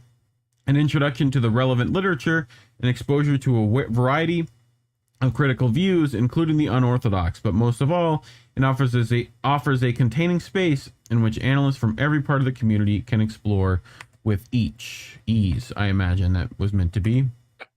In 2013, then Secretary of Defense and former CIA Director Leon Panetta gave a speech at the department. I deeply appreciate the work that you do to train and to educate our future national security leaders, many of whom are in this audience, he said, adding that exposure into tech surveillance and cyber warfare was of critical importance. Last year, Mint Press investigated the department's intelligence links more deeply. Moreover, the university has freely admitted to having entered into a number of secret funding alignment agreements with the UK Foreign Office and the Ministry of Defense. However, it was refused to elaborate on these contracts, telling investigative news outlets Declassified UK that doing so could undermine national security. Of course it could. Can't see what's going on behind those closed doors. No, sir. Or follow that money in this case.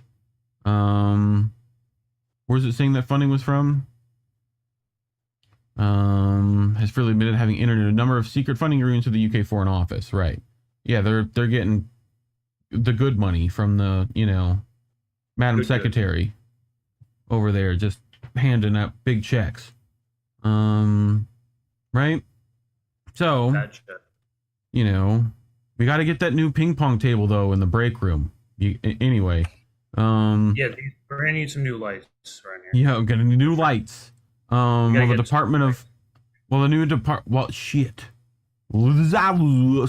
the Department of War Studies plays a key role in producing the West's intelligence operatives, it also trains many of the world's top journalists, as well as social media managers whose task it is to protect us from the misinformation put out by the others. What does that sound like? As such, an essential part of the new high-tech information war being waged between Russia and the West, in which the national security state is increasingly taking control over the means of communication under the guise of protecting us from the Kremlin. So that's the official statements. Yeah. Disinformation's governance board. Anyone? Sounds this familiar? misinformation is better than their misinformation. Right? Yeah. This is, thought speak. Speak thought. The war of misinformation. Yeah. Who's better at misinformation? You're going to Big Brother to tell you everyone else what to say, like with social media, pretty much.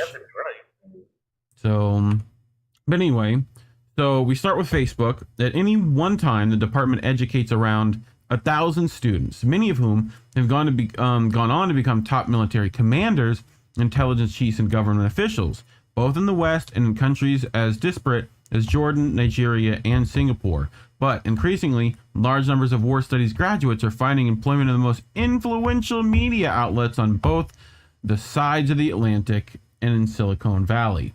So, chief amongst the social media companies where war studies graduates hold considerable sway is Facebook, now rebranded as Meta. For example, while working at senior levels in the UK government, Mark Smith pursued a master's at the department, completing it in 2009.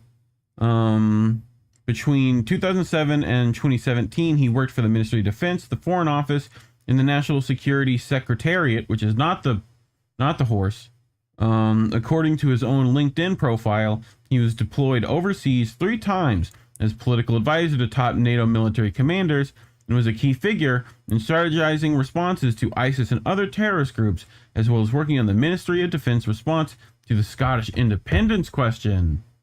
So they try to control that narrative too. I wanted to bring up real quick because it just came out today. So I just had to go to my YouTube feed real quick. Joe Rogan had none other than, Zuck HD 3000. The newest edition of the Facebook owner robot on his podcast. If I just find that real quick. I hear he drinks water and smokes meats. Are you going to play it? We might get copyright. JRE's fine, I think. Okay. In this case. It's like a JRE clip. I think I played JRE stuff before and it's fine. So let me grab that. Bring this over here. You can buy into it. I haven't seen this yet. Yeah, I'm not going to play the whole 15 minutes, but I'm going to show everyone a secret here, right? If I go to this button right there and I go to show transcript, He has like and a then tendency like Control F. His guess. FBI. Like he just agrees with whatever guess he has on. That's from just one of what I've seen, at least recently. And then We'll see what he hold does. on. I'm looking for a specific thing. We're doing it live, people. Let me do, because it's going to be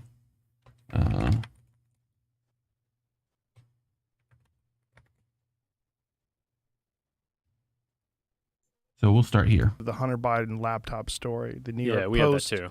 Yeah, so you guys censored that as well? So we took a different path than Twitter. I mean, basically, the background here is the FBI, I think, basically came to us. That was fast. I found that real quick. So you just show transcript and Control F, everybody. You know, some folks on our team. It was like, hey, just so you know, like you should be on high alert. There was we thought that there was a lot of Russian propaganda in the 2016 election.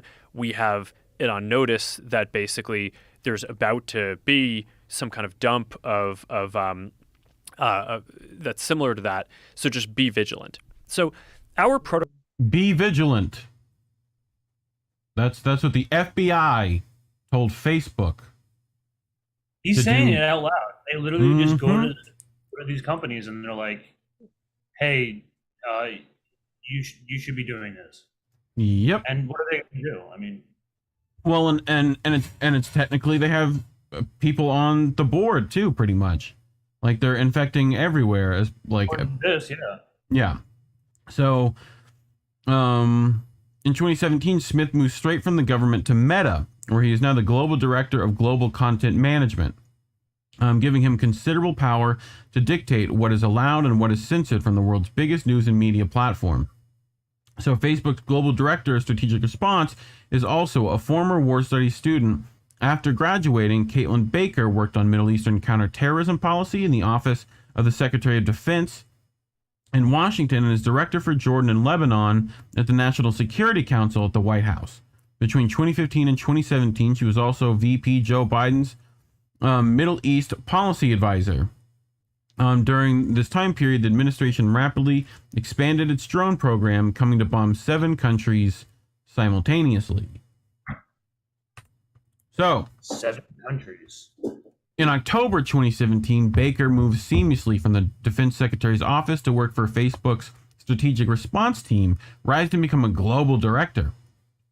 The strategic response team decides how Facebook will react to global events like elections, wars, and coups, determining what content will be permissible and which views will be banned or suppressed. So meet the head of the, Big Brother division on, ThoughtSpeak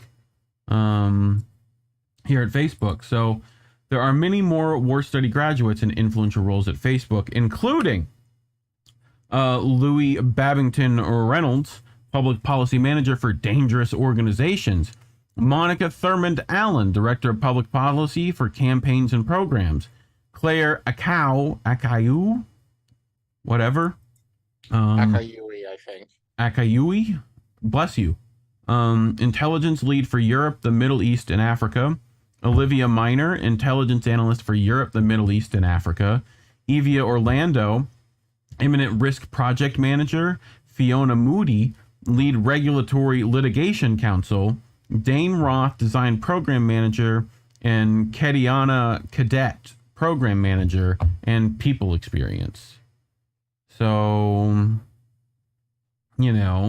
just in case we find these names pop up later in our dealings. While this is certainly not to say that all those mentioned are government plants, no, we would never say something like that, or even that they are anything but model employees. This connection does come at a time when Facebook has rapidly begun intertwining itself with a national security state. In 2018, the company announced that in a bid to combat fake news, it was partnering with NATO think tank, the Atlantic Council, in a deal that gave the later significant influence on the platform's content. Today, Facebook's head of intelligence is NATO's former press officer. And a Mintrust study published last month detailed how the company has hired dozens of former CIA officials, many of whom now hold the most politically sensitive positions in the company and are in charge of deciding what billions of users see daily. Thoughts so far? I joked about Sagar, but this is why I really think that we kind of need to disconnect from the internet a little bit. I kind of brought that up before. Yeah. The central intelligence, like in a lot of intelligence agencies and a lot of these like warhead machines are putting all of their eggs in one basket, and that's in social media and the internet. And once you disconnect from that, they don't really have any other method of control.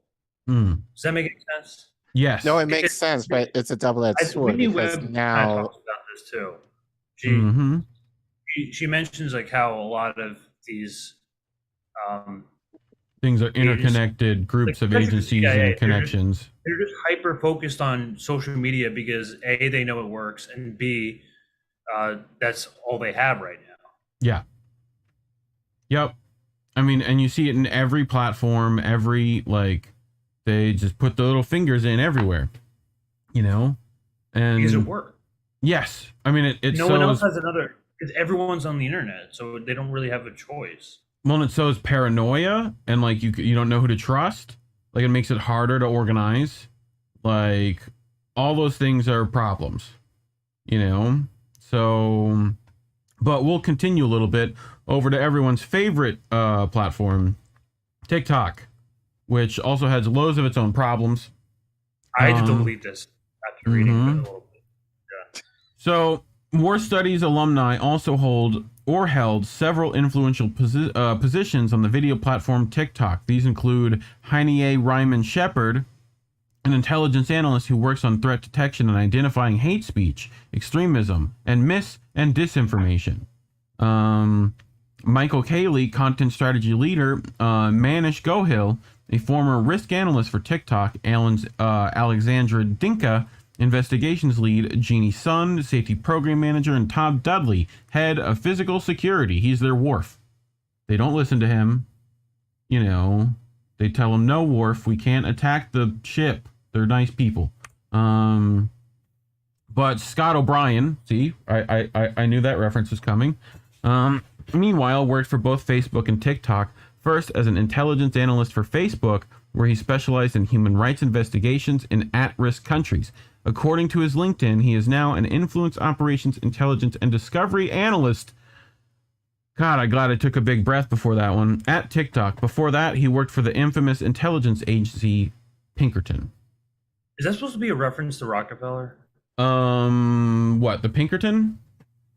Like the Pinkertons. Is that like really something? Is that what they're referencing, or does that mean something else? Maybe. I'm sure someone could Google that for us. Young Jamie, if you're out there. In recent times... Pull that shit up. Pull that shit up, Jamie. Pull that shit up, Jamie.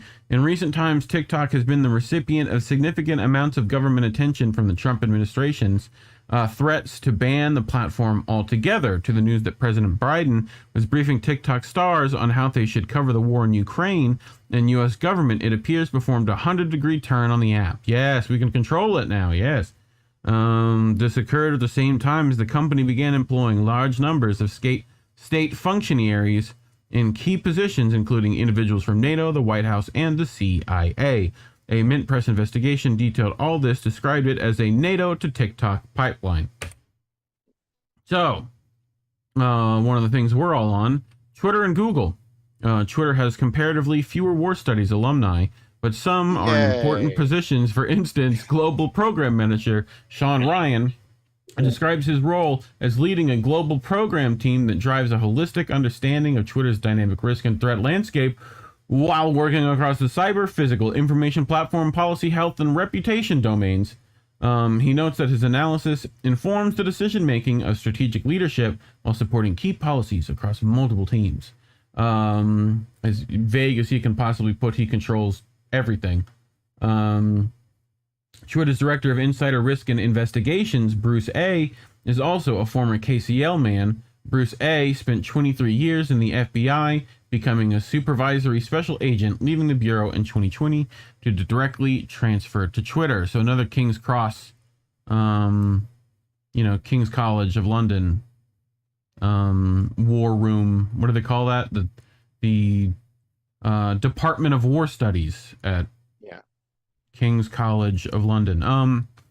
Bruce is just dozens of FBI agents and analysts that Twitter has hired in the past few years, the majority of whom have been parachuted into highly politically sensitive fields such as security, content moderation, and trust and safety, thus effectively giving the Bureau considerable influence over the platform's content and outlook.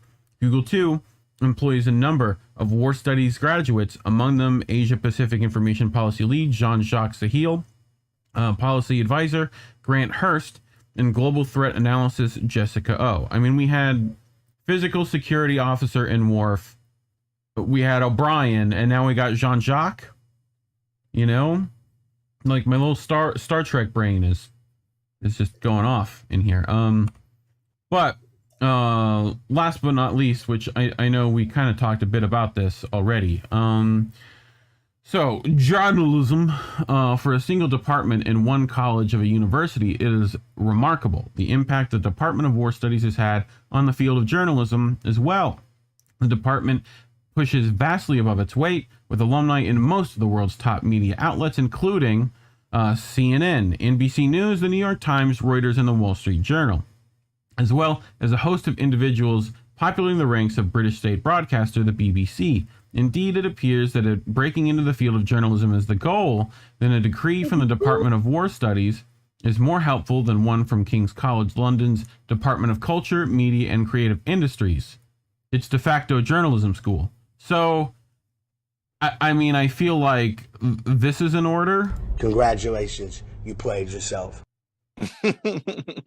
It's de facto journalism department is not being hired by the BBC. Who is being hired? Department of War Studies. Like, they have more people involved at the BBC from the Department of War than they do the de facto journalism at the same school. What? How is that not a giant red flag? Say again, Crab? Just like, what does war studies mean? Is that just getting as much of the control over the narrative to basically, yeah. That's really all it is, right? Well, and it's also, I mean, technically, if we at the front of the article, it talked a bit about what the college does specifically teach in that department, and there was war history, strategies and analysis, and social studies, that kind of stuff. It seems like their only job is to hype up more war. Yes. Yeah, it's Department of Strategy. It's it's filled with generals. It's generals and fucking, ex-generals and wannabe generals. But you know what, though? People are literally insane. They really want to see the world get nukes. But it's also the people controlling the end time. The people controlling the narrative there, controlling the curriculum, are NATO plants. Literally. They are heads of NATO. The people who get into this stuff are the same kind of people who are truly believe mm-hmm. in this at the same time. Mm-hmm. They're fucking psychos, and they essentially control the world. You know what I just thought of? In an alternate universe, if this department was actually taken over by lefties and kind of flip the script in terms of infiltrating into these social media platforms, as well as mainstream media, to advocate for issues on the left versus uplifting narrative as a means to control or to kind of dull down people's senses as to what is really going on, right? You know, behind the scenes. Like, I just had that. That thought just came into my mind, but I think like it kind of relates to what I just talked about earlier. Like the idea how of much, like how many of those are in the WEF Global Leaders? Right, have been alumni or in the of world. that. I can imagine in the World Bank as well. Yeah, I'm sure there are going to be a few of those. Mhm. Or IMF, or like, right. You know, Look, all I want to see is like the Dangerfield movie, like, you know, where he goes back to school, but it's this, you know, he goes back to this department. Like, I feel like that would be it's good. Like what I said in the chat the other day, like they should make a Black Mirror episode where everyone on the internet is an AI besides you. Mm-hmm. Or everyone on the internet's an op besides you. Like you're the only real person on the internet. Yeah. Everyone else is just robots. Either that or they're like a CIA operative. Like literally everyone.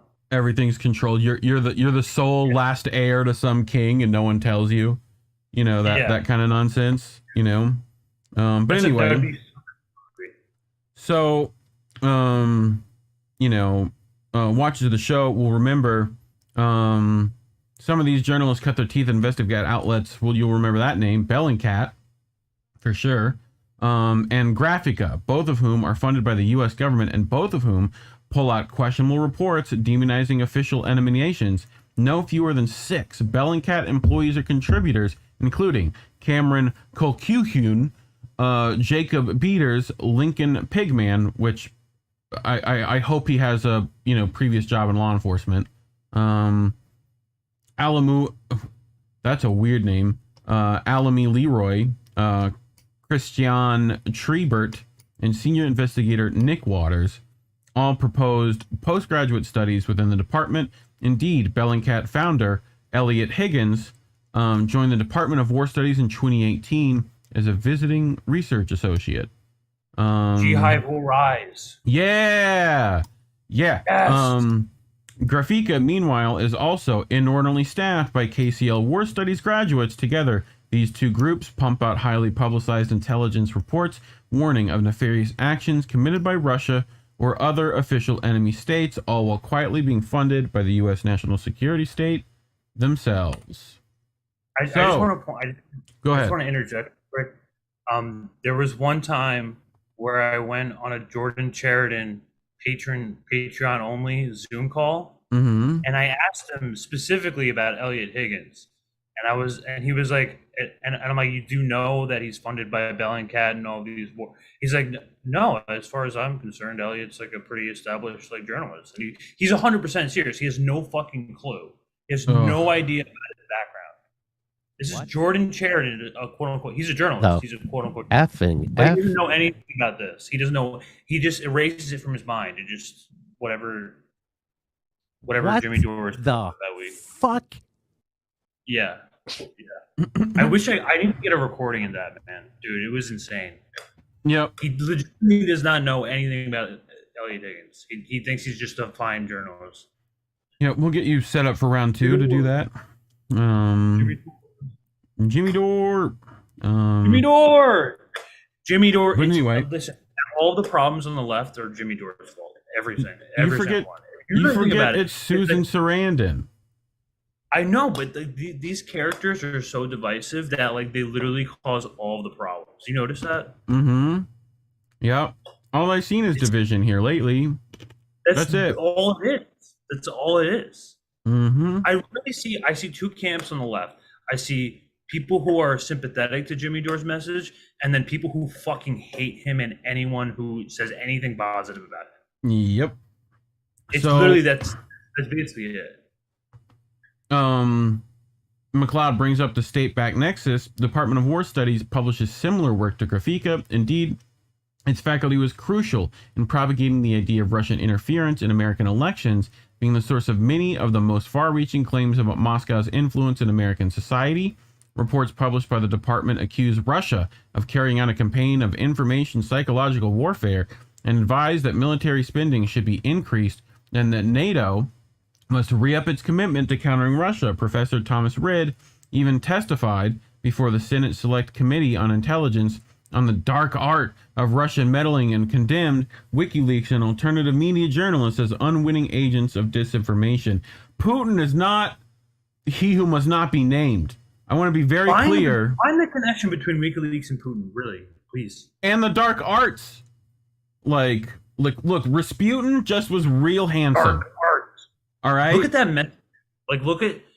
They have to call it the dark arts because they have to draw attention away from American propaganda. And they also know Americans only understand Harry Potter. And Twilight. Yes. Yeah. So many of the organizations detailed above were also identified as proposed members of a Western government-aligned counter-propaganda nexus hoping to be established by the Expose network. Expose was allegedly a secret UK government-funded initiative that would have brought together journalists and state operatives in an alliance to shape public discourse in a manner more conducive to the priorities of Western governments.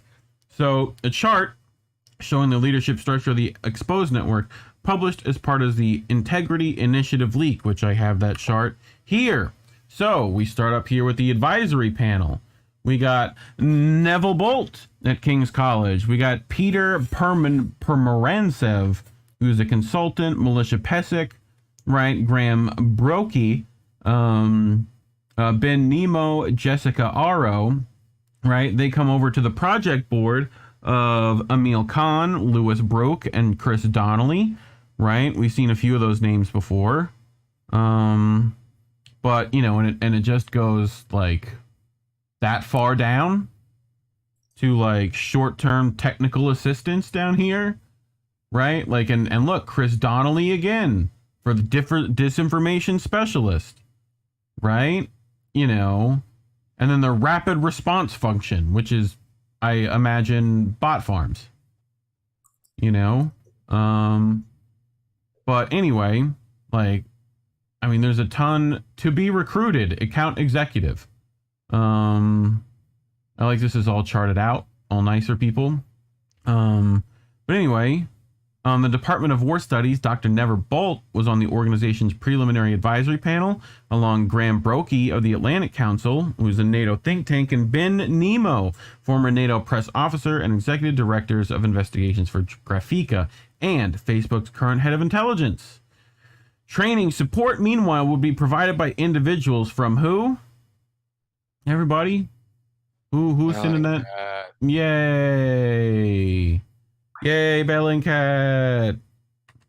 In the past, Mint Press has been detailing how much of the public sphere, from social media organizations like Facebook, Twitter, and TikTok, to big search engines such as Google, to think tanks and fact-checking organizations, are quietly much more closely linked to the national security state than first meets the eye. The Department of War Studies at King's College London,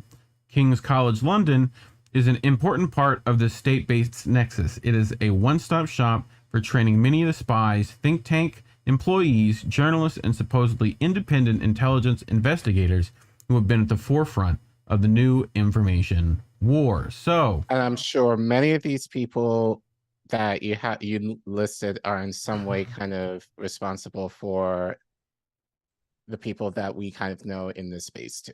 Yes. Well, Elliot Higgins, at least one of them.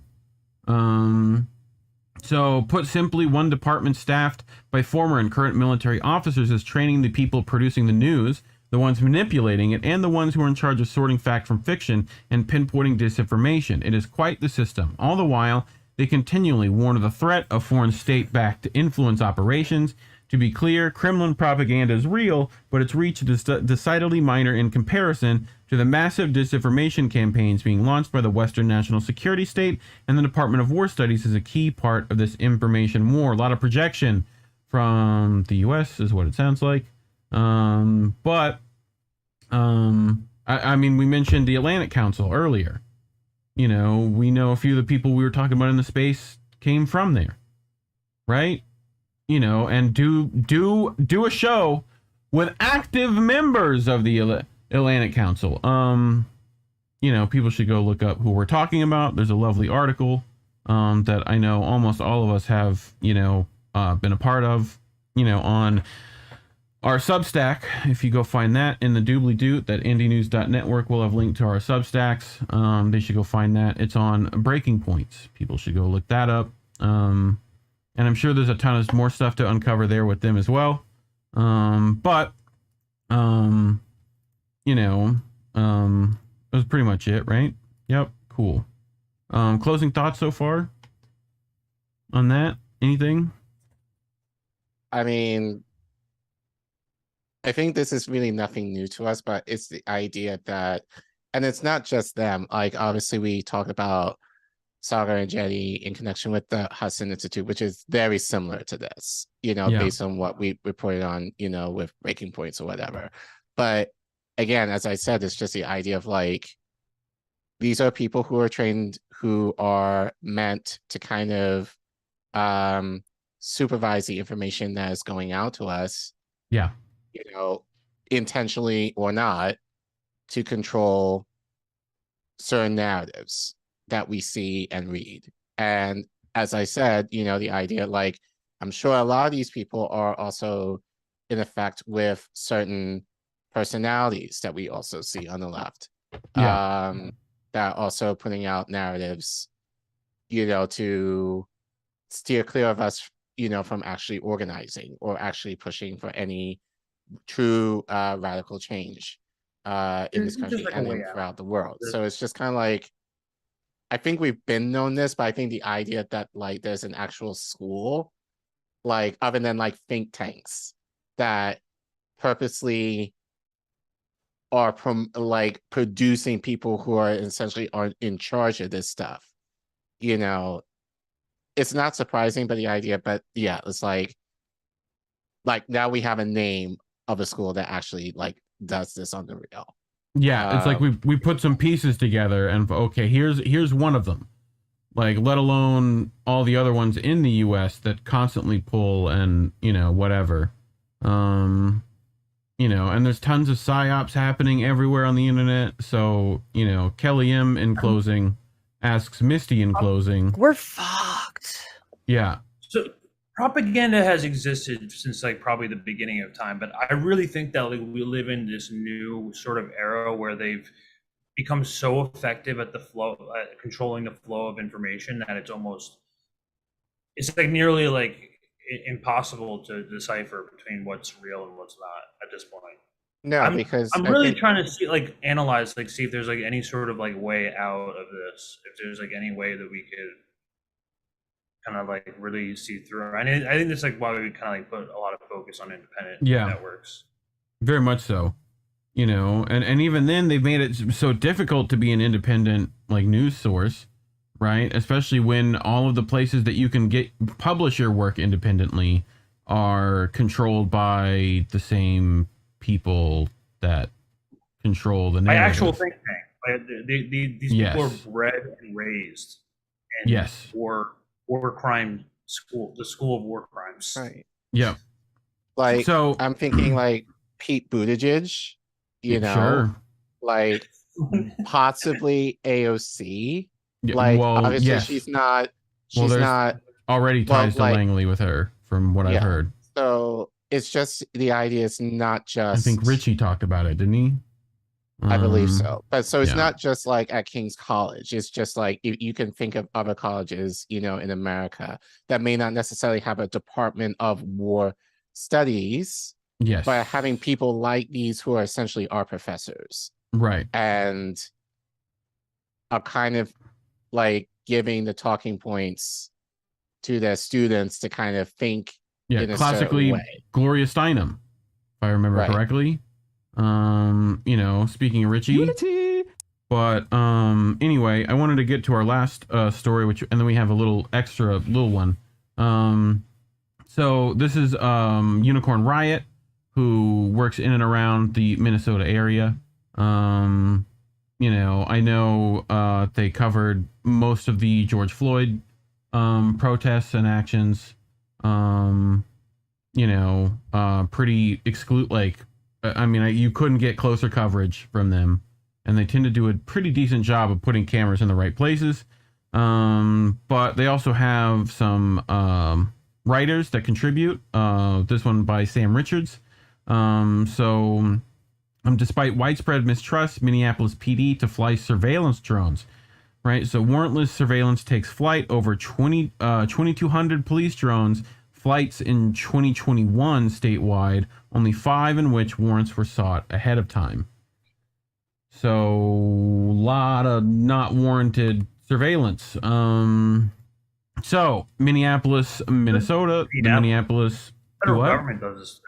The Yes. federal government does this. They have drones all around the country, all around the world. Actually. Satellites. You're being watched almost all the time. So, the Minneapolis Police Department has decided to use drones, explained a representative from the department at a Public Health and Safety Committee hearing on August 10th. The decision was sprung on Minneapolitans and the representatives at City Council without notice nor many options to object. The proposed policy that could govern the use of drones by Minneapolis police is porous, according to Munaira Mohammed of the American Civil Liberties Union of Minnesota. Mohammed explained to Unicorn Riot there are many loopholes and exceptions to the policy, that it gives police all the discretion. Right. Like, you Like cannot... they needed any more of that. Yeah, you cannot fly drones. Like, a regular person can't fly drones in certain places in certain states, like, depending on the circumstance. And depending on the weight of the drone, and you have to get the FAA's approval. Right. So, like, the fact that police, once again, can circumvent all of that, not surprising.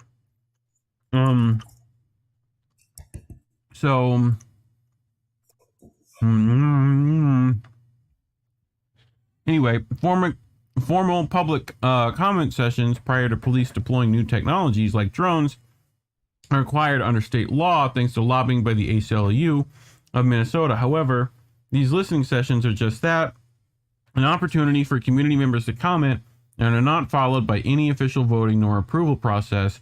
The Minneapolis City Council, therefore, will not be voting whether or not to permit the police department to use drones. That's clearly already been decided. So this is just for community members to comment, Even though they're going to do it anyway. Yeah, how do you feel about us fucking you over, essentially? Like... We're going to be watching you all the time. How does that make you feel? Yeah, how does that make you feel? Could you please, are you sure it's not because of your mother? The public comment period on the 24th will likely be the only formal opportunity for concerned residents to voice their opinions on surveillance drones, even if the MPD wants to acquire more drones, new models, or make alterations to the program in the future, since just one preliminary hearing is mandated. So, exceptions swallow this rule.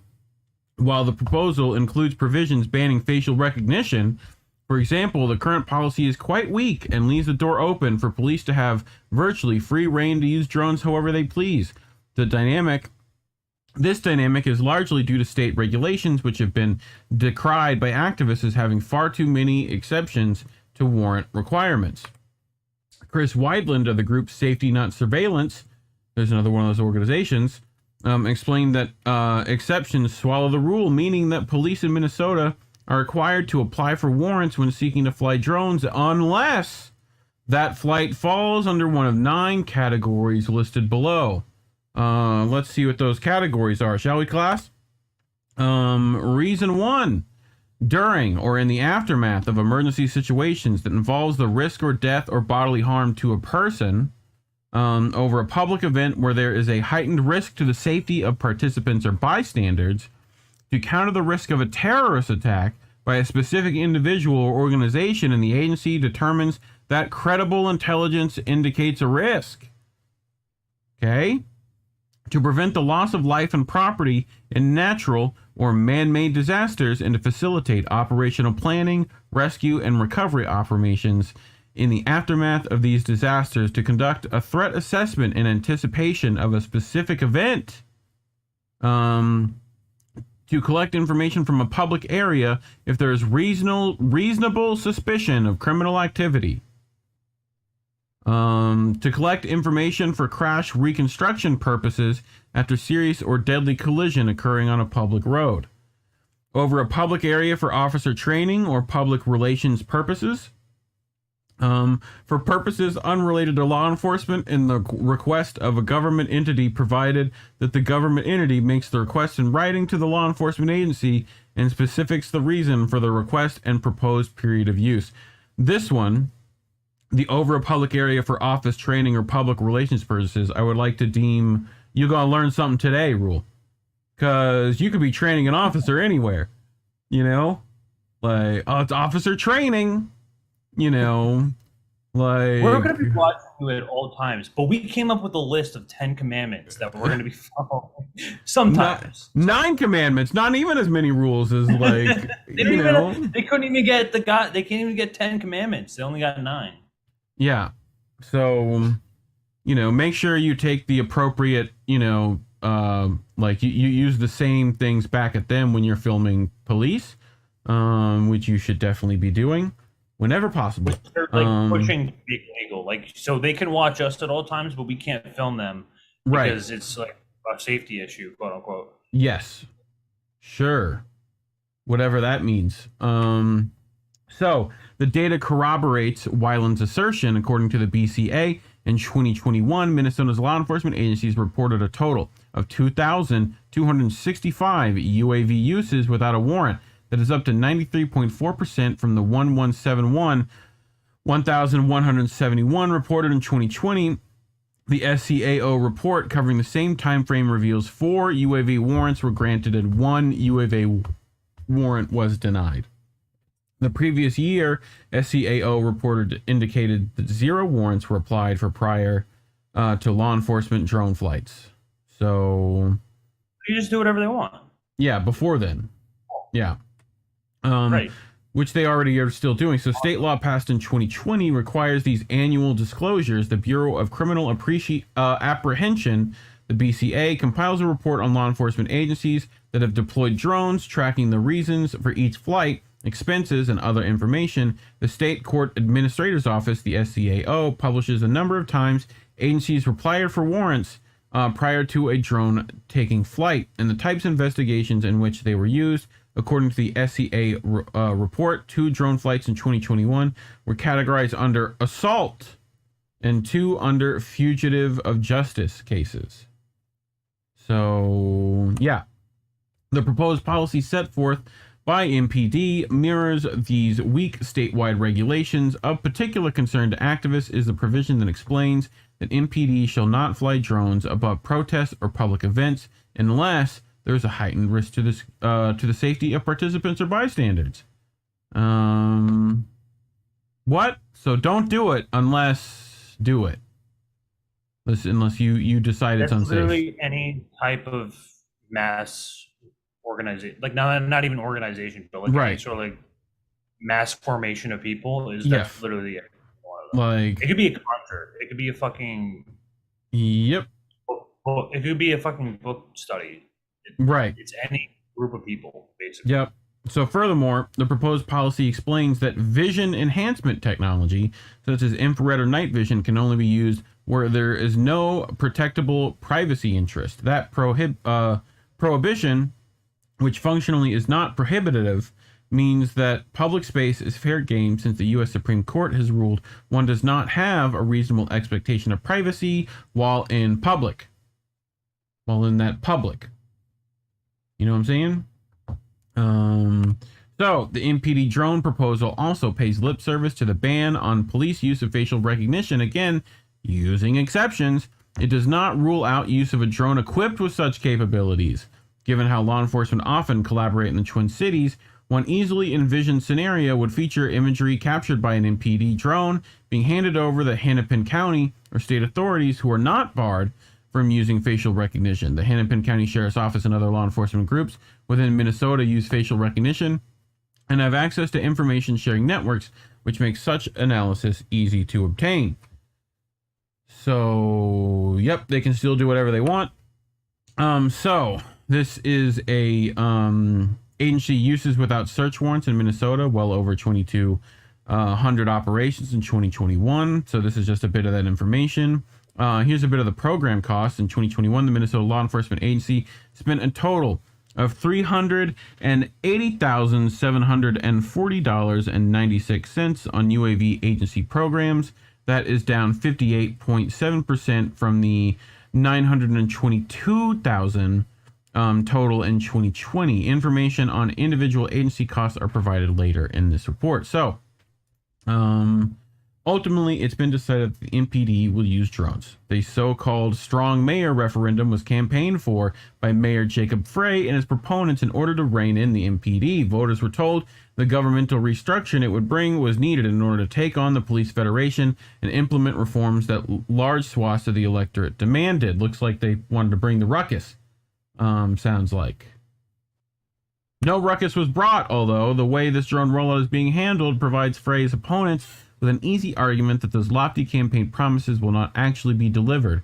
It furthermore has not instilled confidence that the police department is willing to moderate practices and listen to direction from the community at large, and created a scramble amongst activists and their representatives in city council who are still trying to get answers to basic questions. The mayor and the MPD have yet to explain basics, such as the make and model of the drones being considered, where the funding is coming from, and related questions. Councilmember Robin Wansley attempted to probe the MPD during the hearing on August 10th.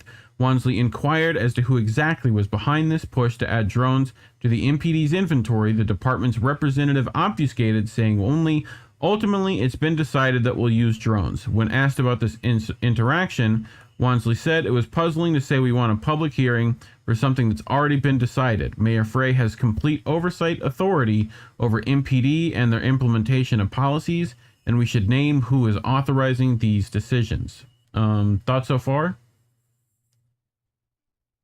Anything? Guys, hello? I mean... Oh, you're thinking. No. Statement loading. Well, yeah, I think it's... See, I'm wondering what's the demographics, and I could probably guess. Mm-hmm. You know, with this community, my guess is probably of color, more specifically Black, that this is happening to. Because I believe that if this was in the worst, if this was in a more affluent or even white neighborhood, this would not be happening. Yeah, well, we're going to shoot Joe's drones down with our shotguns. Right. So I think it's just the idea of, I think, the blatant disrespect. Yeah. You know, in terms of, again, ACAP, but I think just the idea of, like, you know, trying to bring the community in the guise of, like, oh, like, we want to hear, you know, what the community says, even though we don't give a shit of what they're going to say, we're going to do it anyway, you know. And I think, again, like, I feel like because this is probably, like, within low-income communities, that they're justified, you know, in doing this. So it's just the idea of, like, again, the idea of, like, you know, like, people calling defund the police. This is one of the reasons why, because, like, you know, like, they overstep their bounds in their power, you know, in the means of kind of control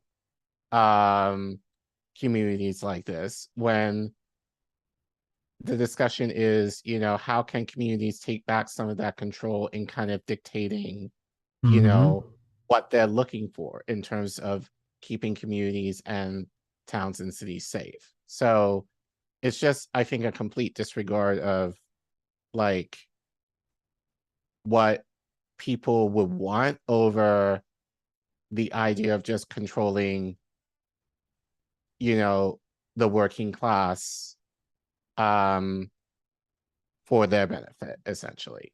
Yep. This really all, like, kind of circles together with, like, almost like every single story that we've talked about tonight, is the idea of halting mass movement. Because the more and more that you militarize the police, the more you make it impossible for people to organize in the streets and actually cause some real disruption. Yeah. I mean, can you only imagine if we tried to pull a Sri Lanka in the United States? Yeah. I mean, and that's what, who are the police there to protect? We would get fucking we would nuke our own cities before that happened. in some ways. I mean, they couldn't listen, even deal with one town full of off. zombies without doing that. So We're not. you know. We're really not far off. We're not that far off. So, I mean, and this whole thing is just gonna. I doubt rich people will have their faces in the database. You know, there'll be some pay to play situation there. But we'll continue. These are So, enforcers of the oppression that the U.S. government is placing on them. And the They powers are that be. essentially the enforcers of oppression. Yep. They make sure that it stays in place. The CIA is for the internal control, etc. Yeah. So thus far, no media inquiries to the mayor's office nor MPD regarding this technology have been answered. Advocates from safety, not surveillance in the ACLU, say that this process make a strong argument that residents and their representatives do not have nearly enough control over the police department. Oh my God! Of course. An alternative approach that has been pitched is called community control over police surveillance, or CCOPS. Mohammed says. So, hello, there we go. It's about good governance and true democracy. Why should MPD just get to decide to use drones? Why do they serve? And why is it that we as the public, the taxpayer, the citizen, don't have a direct say in what surveillance or military technology or local governments use? So she hopes that given the haste which with the drone proposal has been presented, a transparent oversight ordinance could be fast-tracked to approve through the council.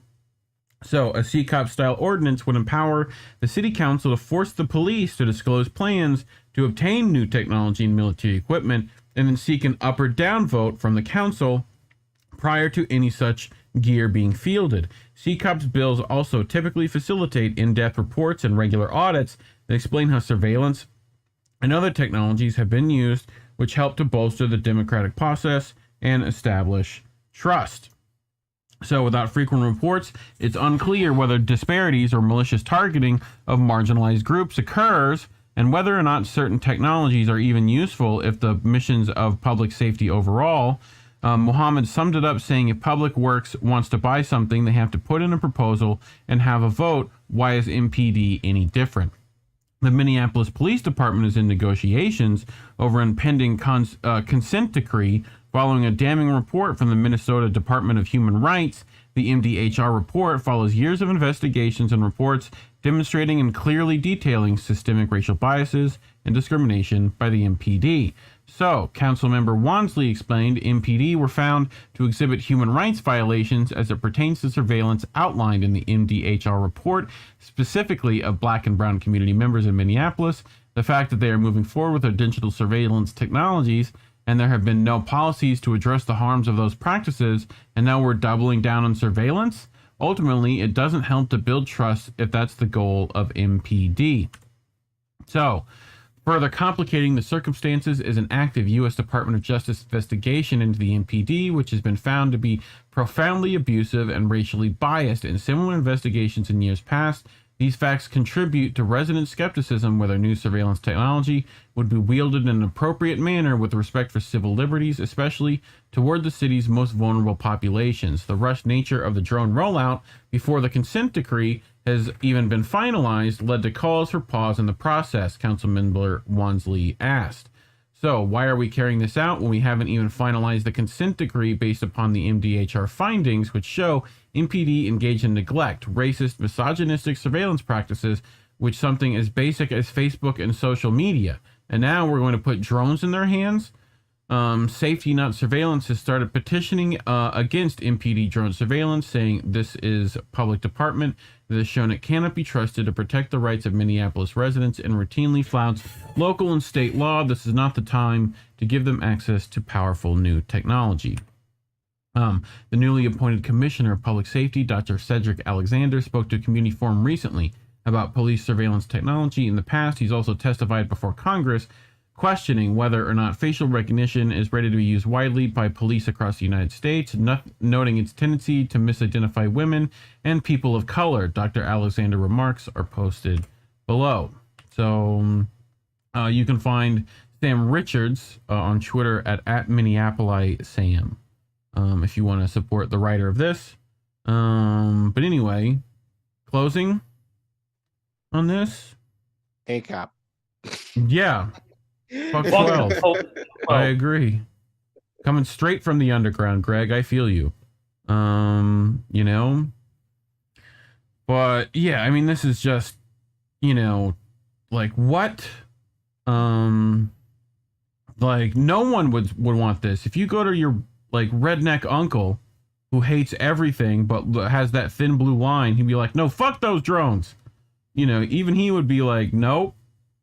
You know, anyway. Imagine if your mom like moved into your apartment and then she was like, okay, I'm here forever now and you can't leave. Imagine just imagine that scenario. That's basically the same thing. It's happening. Yeah. So we have a bit of since we had some, I brought an extra story with us this evening. It's super short, and then we're gonna get out of here. So people saw this probably on Twitter. This is from Breck Wilton's over at Common Dreams. So 3 Arkansas cops suspended after probe a brutal beating caught on video. The moves come amid outrage over video showing the trio kneeling, punching, and slamming a pinned man's head into the pavement. So 3 Arkansas law enforcement officers were suspended Sunday, and a state investigation was launched after the trio was recorded brutally attacking a man who was pinned to the ground. CARC reports Arkansas State Police special agents are investigating 2 Crawford County Sheriff deputies and a Mulberry Police Department officer who was recorded earlier Sunday kneeling and punching a 27-year-old Randall Worcester of Goose Creek, South Carolina, and slamming the man's head into the pavement while holding him down a short distance from a convenience store in Mulberry. Employees at the store had called police after Worcester allegedly spat on and threatened them. Well, see, there was your problem, right? Just don't call the police. Obviously, that was the issue. They never make. Don't you realize they make like literally everything worse? Just about. Like I rarely do they fucking do something good, unless they're whistleblowing on their own department. You know. In reference to the video circulating social media involving 2 Crawford County deputies, we have requested the Arkansas State Police conduct the investigation, and the deputies has been suspended pending the outcome of the investigation, Crawford County Sheriff James DeMonte said in a statement. I hold all my employees accountable for their actions and will take appropriate measures in the matter. Press X for doubt. So, in a similar statement, MPD said that the officer is on administrative leave pending the outcome of the investigation. So he's got pay while on leave. Arkansas cops seen.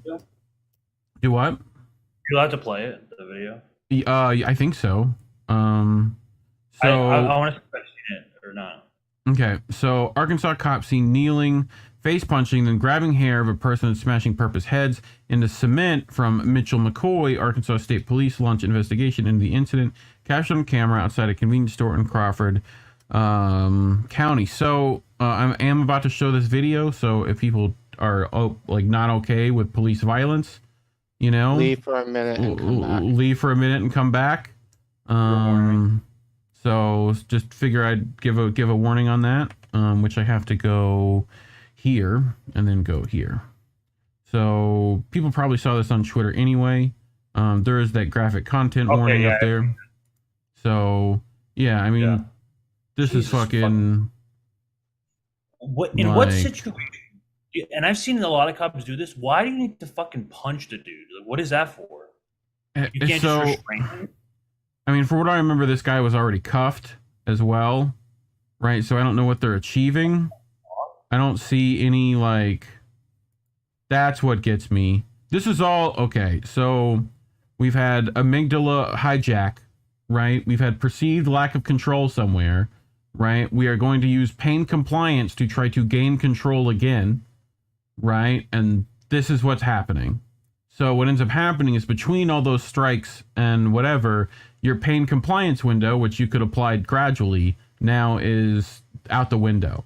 This now becomes flight or flight for all parties. Aren't there classes for this? Like how to properly restrain someone without... Yes. Talk to the Gracies. Yeah. You could do... Why don't you just take a wrestling class?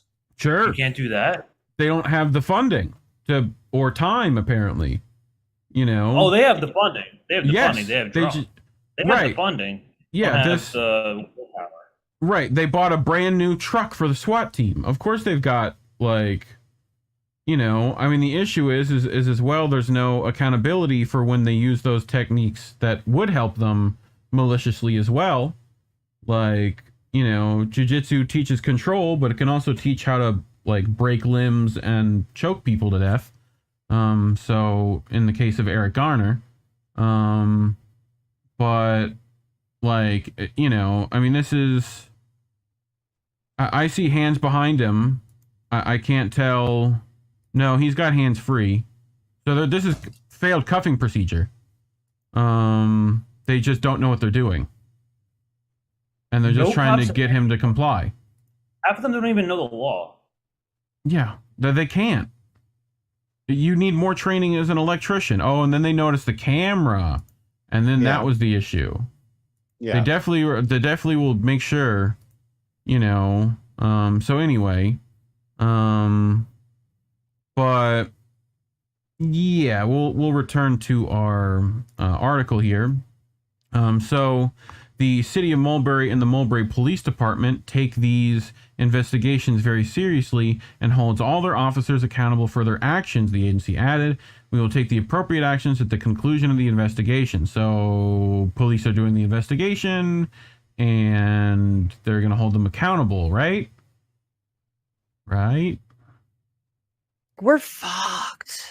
So local media report the officers in the recording have been identified as Thale Riddle of MPD and Crawford County deputies Levi White and Zach King.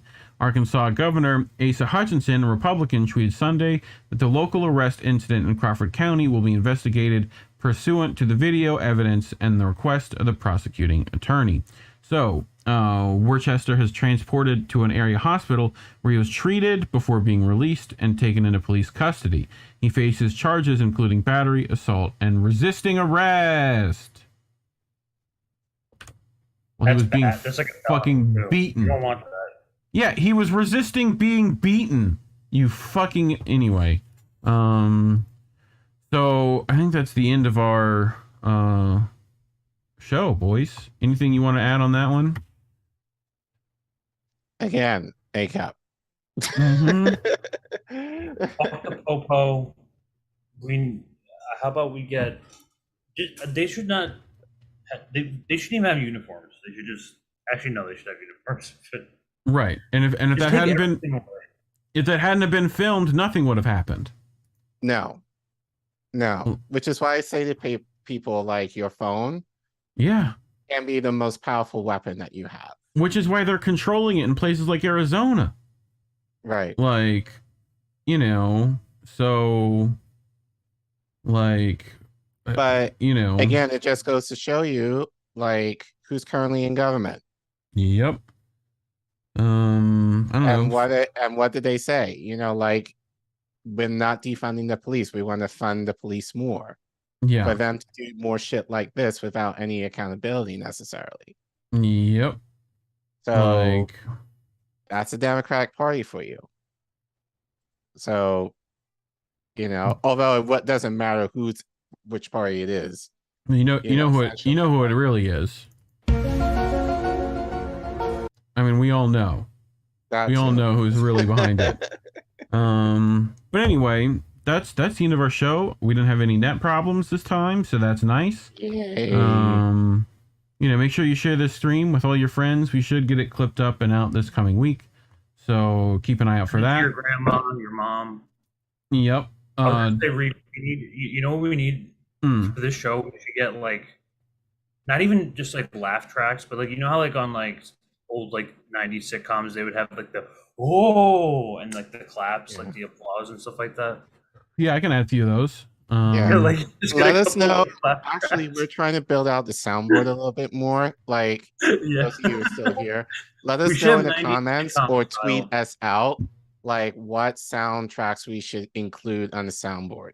Yeah, you know, so it's pretty unique and pretty. Yeah, it's pretty fun. Yeah, soundtrack.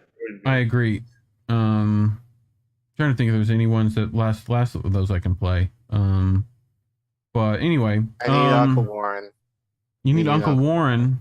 I mean, I have a deep cut Uncle Warren. That one's deep cut. That's the JB Lean In theme song, everybody. Yeah. But anyway, eventually just people are like this when He won't fucking stop. they're like, oh, he won't stop using the soundboard. That's what it becomes eventually. Well, you gotta play the senpai one. Oh, this one? Where's Notice me, senpai. Notice me. that one? Yeah. Yep. That's Onyx. Although I don't Onyx know the when we Fortuitous. use that one. I don't know Where's it from? Onyx the Fortuitous.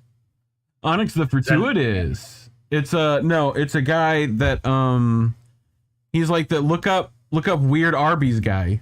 You'll find Onyx the Fortuitous.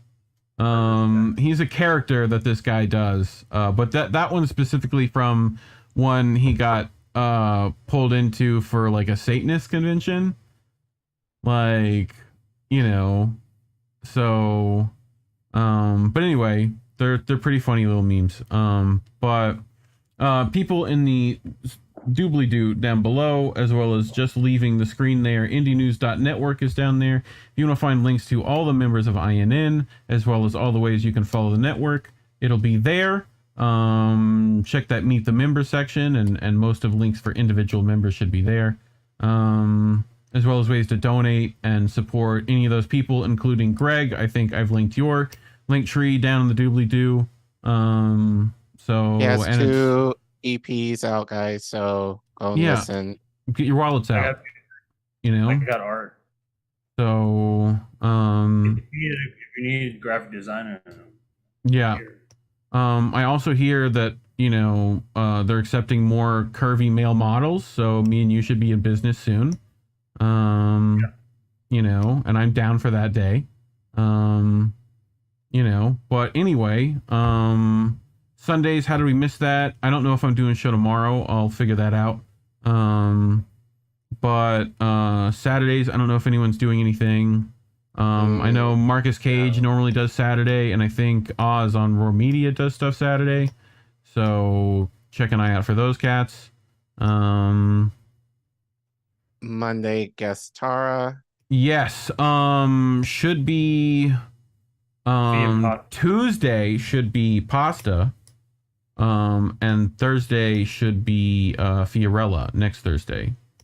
So keep an eye out for that. Trying to remember if there's anything else. Still working on this special interview. That should be at some point. Yes, soon, I hope. Like tomorrow even. Tomorrow even. So we're about to exit stage left very soon.